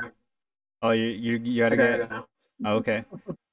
That's Yappy Cappy, guys. Adrian's gotta go. He's got a gig to go to. Thank you so much, Adrian, for being here, accompanying me. Sure. Yeah. Thank you for ruining my day today after this video. Yeah, I know. I'm sorry, bro. This thing gets me heated too, honestly. Just like listening to them. Yeah. But yeah, guys, go check out Adrian's Twitch channel when you guys get the chance. Give him a follow. He's a cool guy. Plays video games. What else do you do, Adrian? Do you just play video games right now, or? Yeah, I'll watch some Okay. random video. Yeah. Yeah, guys, check him out. All right. All right, Adrian, I'll let you go. Take care. Bye bye. All right. I'll Bye. text you next time if you want to stream. Next time, I'll let you know. Sure. All right. Take care. Yeah. See ya. All right, that was Adrian, guys. Always love to have him. One of my bestest friends. Very different. I like that. Do you guys think he's progressive enough for you? He's a moderate, but I do like the progressive posturing he has, and he's willing to work with progressives. Yeah. Okay. That's fair. Warnock, baby. Okay. They all agree with Warnock. Oh my god. He literally everyone after he said that, like, yeah, okay, we'll just go with this guy. Right. Just hearing that is like, okay, yeah. America is not ready for a female president. Okay, I have my thoughts on this. I think parts of the country are ready for a female president, but I think as a majority, as a whole, I do not think so. There are still way too many people who are misogynistic, both female and males. I think some females kind of do put down other women at times. I'm not gonna lie. And in politics, it's, the same thing. Women put other women down for one reason or another. For, obviously, Democratic women put Republican women down, and vice versa. Republican women put down Democratic women because they're, they're on opposite sides of the spectrum. But honestly, I would love to have a female president. Honestly, I wouldn't mind as long as they do a good job. I would love a female president if they, give us what we want. But honestly, I think America as a whole, I don't think we are not there yet. In the year 2025 now, we are still not there yet. It is kind of sad. Yeah, and they know it too. See? She wants to go up, but she knows. Yeah. Michael goes up? Nah, Michael, do not sit your ass down, bro. You do not believe that. It's a tough I won't one. leave you alone. Thank you. Aw, she's I nice. say that America She's nice. I'll is give her not that. ready for a female president because they've shown us twice that they're not willing to elect the most competent person for the job who was. I don't know if I would call the people that they tried putting up competent. I don't think Hillary. I mean, okay, Hillary is kind of competent. I will give her that. Besides the email thing, but she is just too untrustworthy. Especially after the email scandal, nobody trusted her. She was the most hated politician at the time, bro. There was no way she was gonna win against any person that the Republicans put. Even if they didn't put Trump, I think she still would have lost. Kamala, she might be kind of competent, but honestly, her heart really was not in it to win it. Let's be real. But yeah, no, they're right. I don't think America's ready yet. In the year 2025 now, we've been a nation for over 200 years, close to 300 years, and we still are not ready for a female president, and it is really sad. Very sad. A woman in both scenarios. Yeah, that's kind of my reasoning too. I wish we were. I Yes. would love to see a female president. Obviously, I don't just want a woman in office because she's a woman, but I would love to see a competent. I think I'm just gonna watch female this video and I'm gonna end the politician stream. Have that historic opportunity. Which has been done all over. Yeah, I think I might end the stream world after this and video. industrialized We're near the world. end. I got Almost stuff to do. every I other will try to. At all. I know, look, Mexico elected a female president before we did, and for good reason. Shy Bomb, very good. She's very good. She's doing really good. She's actually helping the migrants that are being deported by the U.S. and by Trump and ICE and all the other horrible agencies and people. She's actually doing something to improve people's lives, even people who are not even not even people who are Mexicans, who were born in Mexico. She's helping. She's a beacon of hope. She has an approval rating over 80%. She's the most approved, most liked politician on the planet right now. She is great, and for good reason. She's awesome. I love her. I hope she has a very good term, and that Mexico continues on its path that AMLO set down for her. I mean, just our neighbors to the south. I mean, Yeah, it's a shame, but I mean, if America was ready for a female president, we would have. we one. would have. Yeah. We would have our second. No, one. definitely. So, yeah. Agreed. I actually think I would have sat down because you guys came at it from that angle. Because I agree. I think in terms of culture, America has an enormous problem with sexism. That was not the entire reason, but I think Not just sexism, but misogyny. It's a lot of misogyny. A lot of people are misogynists, so they put women down. certainly played a huge... myself included. I've had misogynist takes. I think I am better now than I am a better person now than I was back then. But we all have some. I think we all have like some sort of like misogyny in us, unfortunately, but that's because of the system and the society that we're in, unfortunately. unfortunately. Getting elected. Kamala Harris not getting elected. I disagree with both of you. I think that it really depends on who the woman is. It's not necessarily because they're a woman. I think Hillary Clinton has historically been a very unpopular political he's figure. right. Okay, yeah, he's right. And when we see people like Nikki Haley get second runner-up in a Republican Party that... Okay, that's kind of different because there were a lot of never Trump Republicans and they just wanted someone who wasn't Trump. And DeSantis was kind of similar to Trump. DeSantis was Trump light. Give me 1 second. What?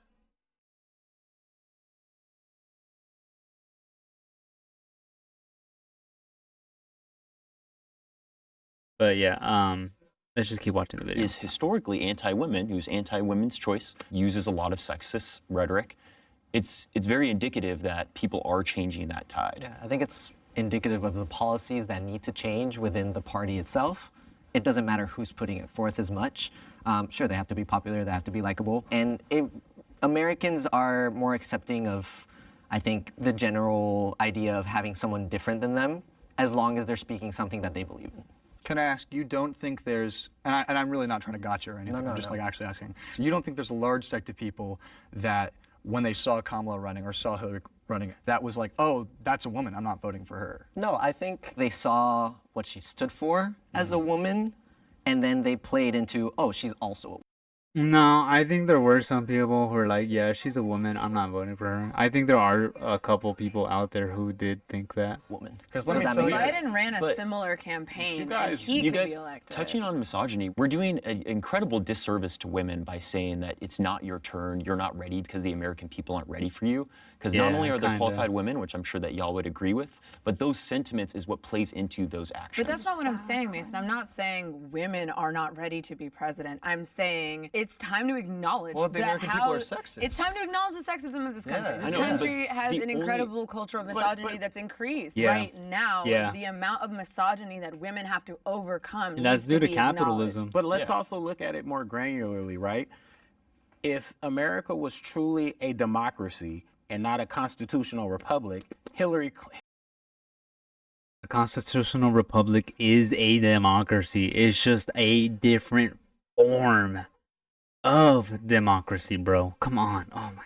Hillary Clinton would be the president of the United States because she actually won the popular vote. She won the popular vote and lost the electoral college, and Kamala lost the popular vote. Well, exactly. So that was a different scenario. But Hillary, it would have been President Hillary. But it's both. Like in both instances, it's two different ways in which this country has said, "You woman, we do not want you to run." I think if Trump didn't get the nomination and Nikki Haley did, she probably would have won too. So I do think there's a considerable amount of people that will vote for a woman. I actually felt it was a non-factor in this election to I wouldn't say it was a non-factor. I think there's a large sect of genuinely misogynistic people who think women cannot lead. Well, yeah, no, yeah, 100%. Well, people who listen to Andrew Tate, specifically, people who listen to Andrew Tate and other people who have similar views like Andrew Tate, like fucking what's his name, fucking those guys from Fresh and Fit and whatever.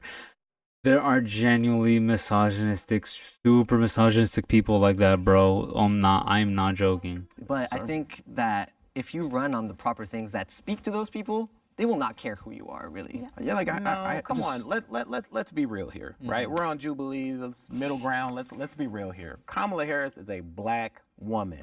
Oh, absolutely. That played a huge part in it. She was not just a black woman. She's mixed. She's her father was Jamaican and her mother was an Indian woman from India, mind you, from India, not Native American, Indian, Indian from India. And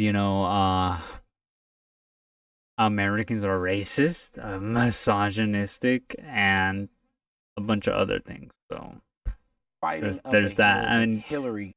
She literally ran against a white, rich white man, so didn't even Absolutely. have to fight. I will say, 100%. I know that hill. It's a fuck-ass hill. It so sucks. Kamala, black woman, Hillary, white woman. Hillary won the popular vote. We can all probably agree that there was a ton of hatred for Hillary that I actually think was based in misogyny.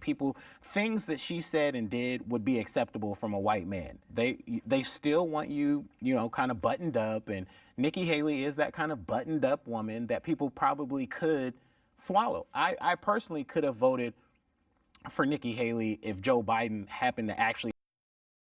Wow, so he admitted that he would vote for a Republican. Wow, that's kind of crazy. Wow, thanks, moderates. Very cool of you. Candidate. I could have done that and not felt horrible about it.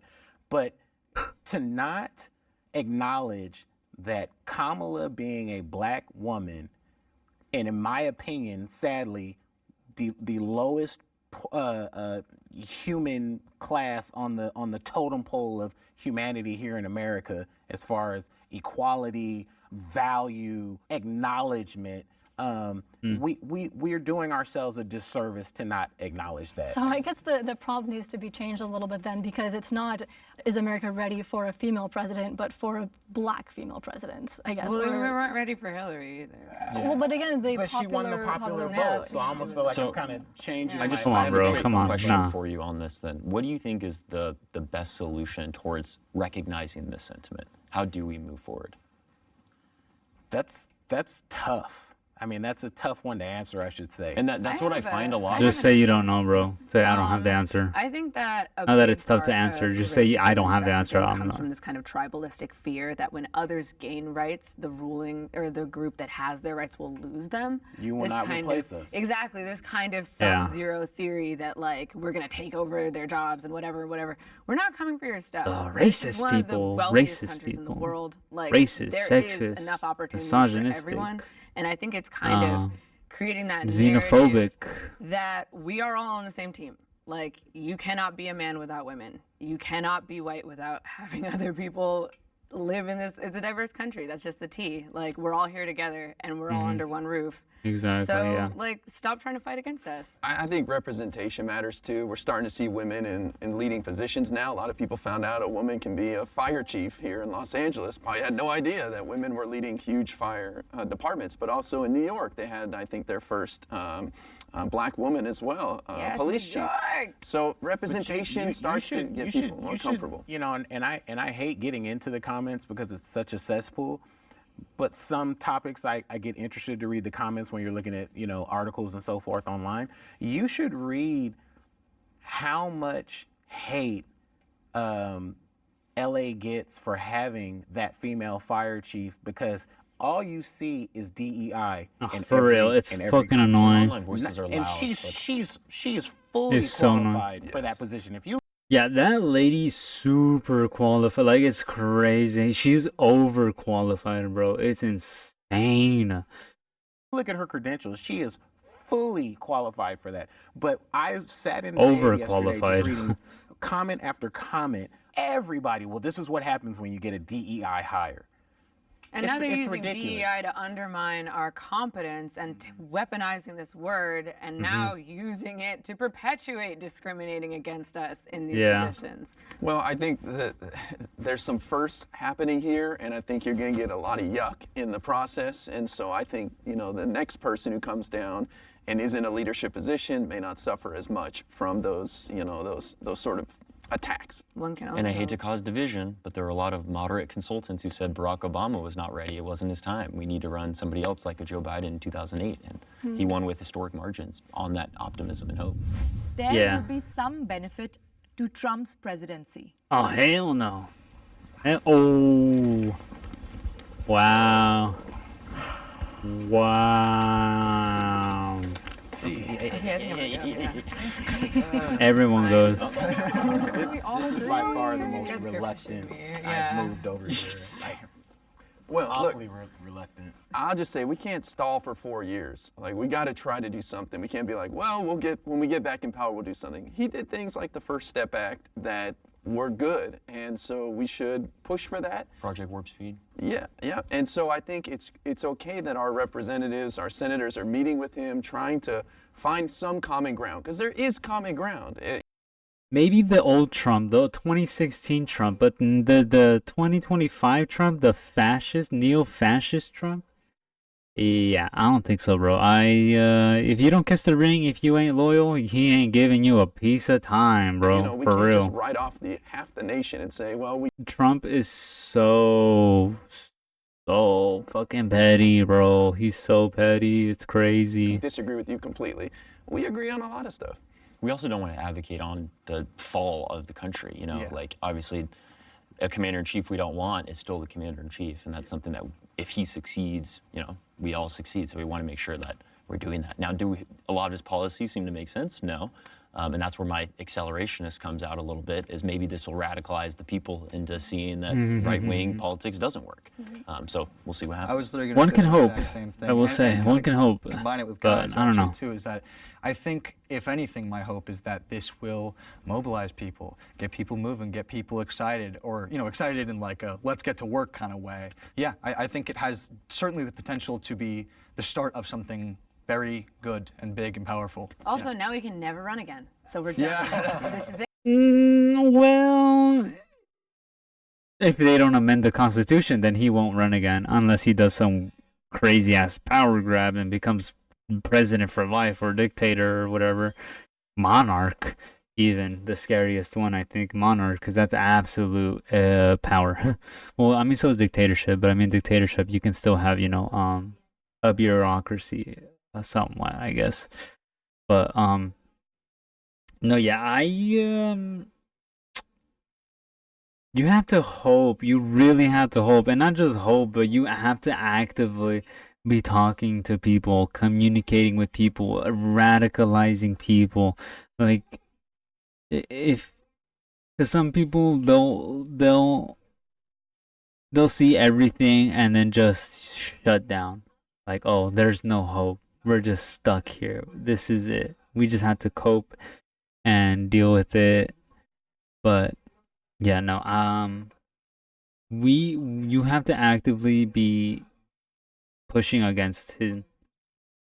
And, you know, I mean, some people are actually doing it, and I'm really glad, you know, some people are actually standing up for the immigrants, letting them know their rights, because they do have rights, whether they are legal or of legal status or not legal status. They do have rights as people.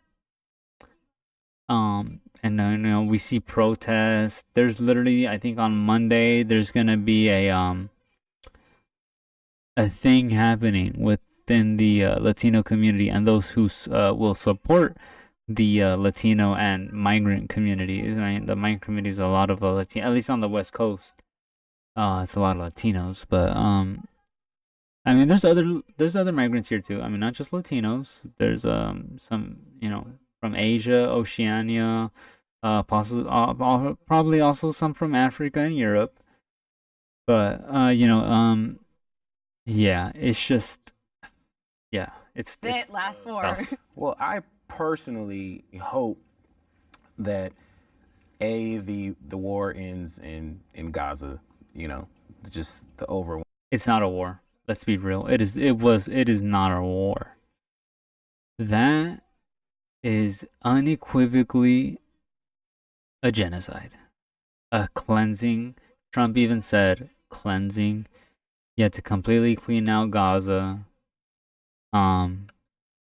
It was never a war. It was always you know, occupation, subjugation, genocidal, ethnic cleansing, you know, terrible. And I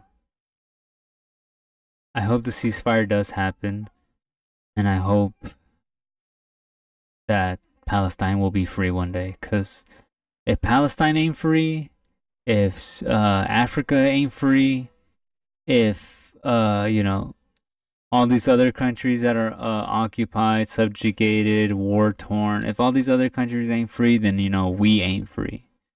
The people ain't free. Overwhelming carnage that's going on there. I hope he does have some positive effect on that. I hope and pray we stop sending these just truckloads of billions of dollars to Ukraine for that situation. We will. And then lastly, again, like I said with one of the other prompts, I don't necessarily like how CPUSA, baby. this, but I do hope there is more of an America first spirit among Americans. To me, that doesn't mean cutting off our aid to the world, because I also do see America as, I think Reagan said it, that shining city on a hill, that kind of thing. But, you know, I know that's pie in the sky. Bro, we ain't never been that. You know, love the fact that we tend That's to... American propaganda, American exceptionalism right there and in there.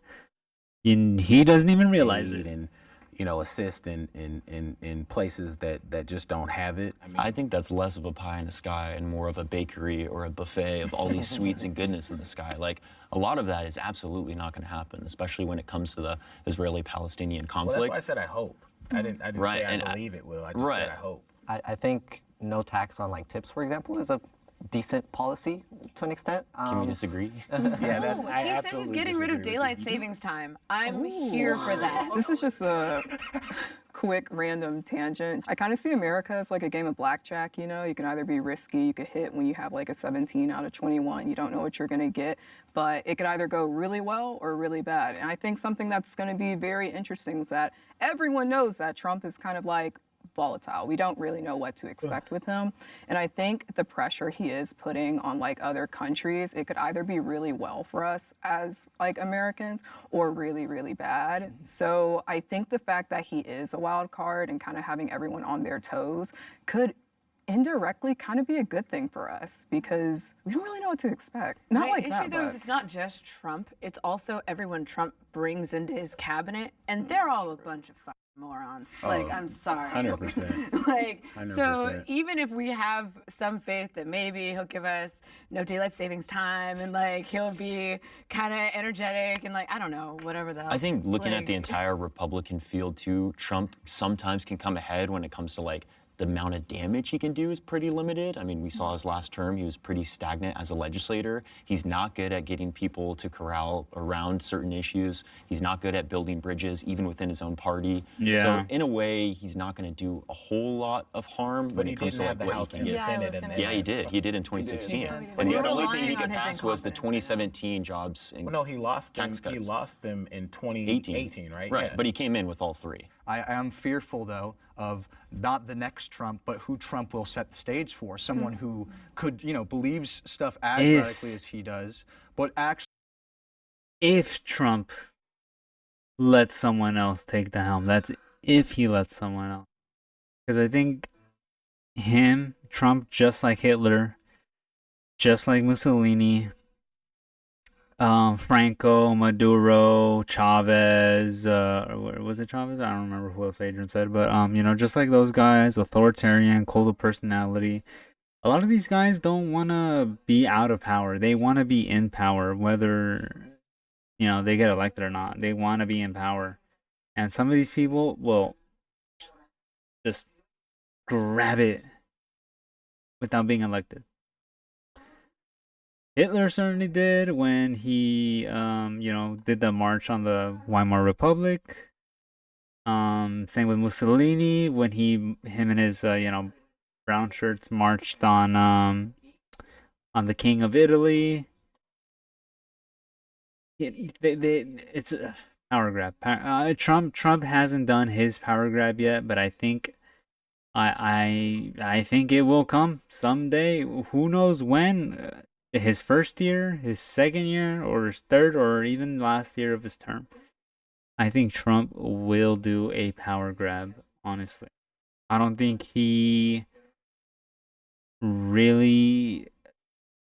He either doesn't trust someone to take the helm, or he just, you know, is super selfish, super narcissistic, which he is. Just can't really see anyone else be in the position that he's in. He's, you know, he wants to be the center of it all, you know? actually has the political experience and know-how to really, really mess stuff up. That's what I remain fearful But of. he's also damaged the Republican Party, where there's a lot of sycophants in there who only vote for him and don't vote down ballot. They think the rest of them are rhinos. So he might have screwed his party over for the next, few years. I hope he did, yes. That's another positive, though, is he brings out voters both who hate him and who love him. So he's not good at getting Republicans elected if he's not on the ticket. And we saw that in 2018. We saw that in 2020. We saw that in 2022. And we're going to see it in 2026. So.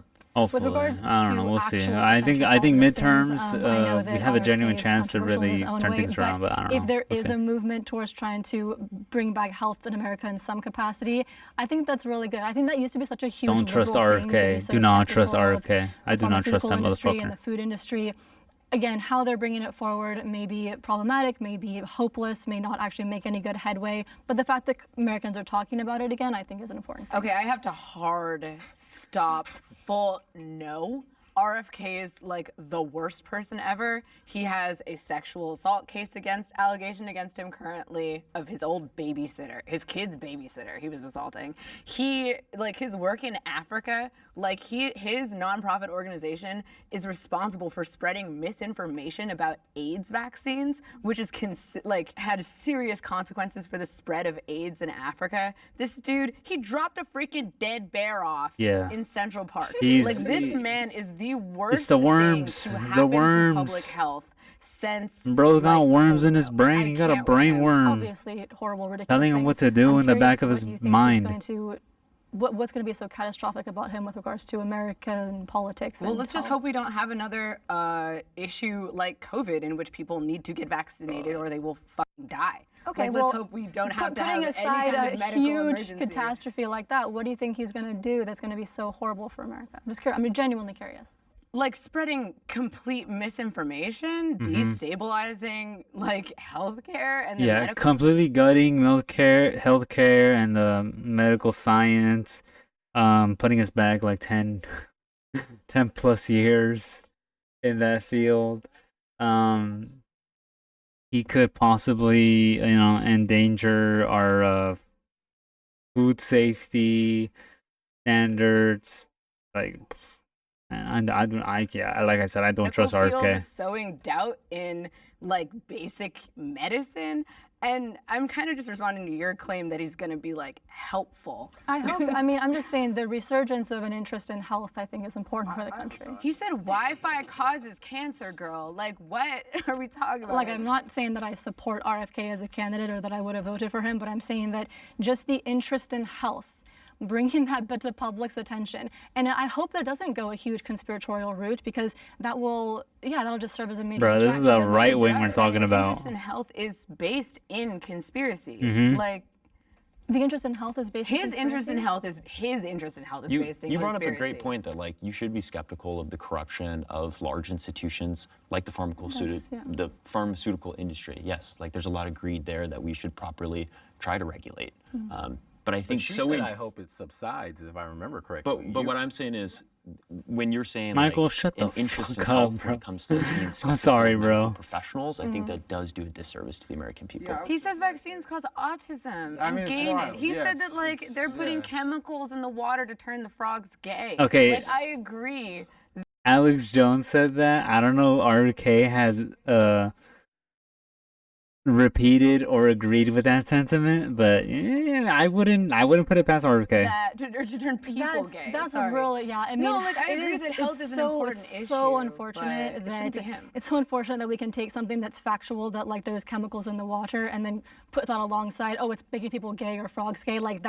Get rid of the second part. First part, yes. Can we go with that and talk about that? So I agree that health needs to be a much more important issue, because 100%. Nobody wants to die. Yeah. But at the same time, it's who is speaking on that issue, 100%. And he could not be a worse person to do that. I'm sorry I came at you. No, I totally know. I just hate RFK so much. It doesn't bother me, because I wasn't a massive supporter of him. I'm not offended in any way by that. I did see your bumper sticker outside. Oh, I have no bumper stickers on my car. How dare you? Not true, guys. Not true. Not true. Let's come back to the prompt. If anybody can be specific about Trump. Well, he's also shifted the focus on the new media, I think, can be good. A lot of it's bad, we don't know who's funding whose YouTube channel or whatever. Yeah. A lot of people are on TikTok, on Twitter. Yeah, new media not transparent whatsoever, and who's funding them, where they're getting their research from. Sometimes it's not vetted, or sometimes it's completely untrue. So, new media, even here and on Twitch, if it's not from a journalist, trust it. That's why I use the news. That's why I watch, that's why I watch the news. I read the news when I can. Always trust journalists more than media companies. Journalists, I feel, do have some sort of integrity rather than a media company, a faceless corporation, On YouTube, and so the fact that he's forced the Democrats to invest in that, I think's a good thing moving forward. Yeah, it's kind of like he's bringing all of these things to people's attention, and maybe the worst people are in place to be like actually moving the country. Yeah, responsible, exactly. But now it's kind of in everyone's awareness, at least. And so then we can look back and be like, wow, that was such a good thing to bring to light, and they totally mismanaged it. But now we're all aware of it. We all care about it. So let's bring in someone that can actually fix the problem. Absolutely. Yeah, building on what you said, Guy, really quickly, in new media, I think that's a very good point, actually. And I hadn't actually thought about that, which is, people laugh at it, but I think Trump and Vance going on Rogan did a huge amount it did. Their campaign and 100% attention to them and listening to them. Millions of views. I think literally tens of millions of views within days. So I think if that creates, hopefully, an environment where politicians, if they want to be taken more seriously, are forced to not go to the super rehearsed, super sanitized, options, I think that's good. Now, I don't necessarily think Joe Rogan is the guy, but if he can start that, hey, who am I to complain about that? Pete Buttigieg on Jubilee was fantastic. There you go. Yeah, exactly. And I give Trump credit for, embracing that new media more than Democrats. Well, let's not go too far. Barack was the original, utilizer of social media. His Reddit AMAs. New media. I mean. Yeah. No, for sure. Well, I do feel like Trump is kind of using new media because he's been villainized so much by those who Twitter, bro tweets so much. Tweets in the fucking middle of the night, bro. Go to fucking sleep, A lot of dog. funny memes on TikTok. Yeah. You're old. He You need says the he wants rest. to Go to fix voter sleep. fraud, we might have more secure Which is a elections. non-issue. Just hate tweets all the So goddamn I think, time. at the end of this, we've argued a lot on both sides. I think it's clear, though, that honestly we're all coming from the not exact, but very similar position. We all have very similar wants and aims and goals. We all want a country that we can be proud of, a country that we can all live in and be prideful in. And I'm hopeful for the future, guys. It's going to be a tough 4 years. I think if we work hard together, though, and we unify as a party, we can weather any storm. Oh, that's beautiful.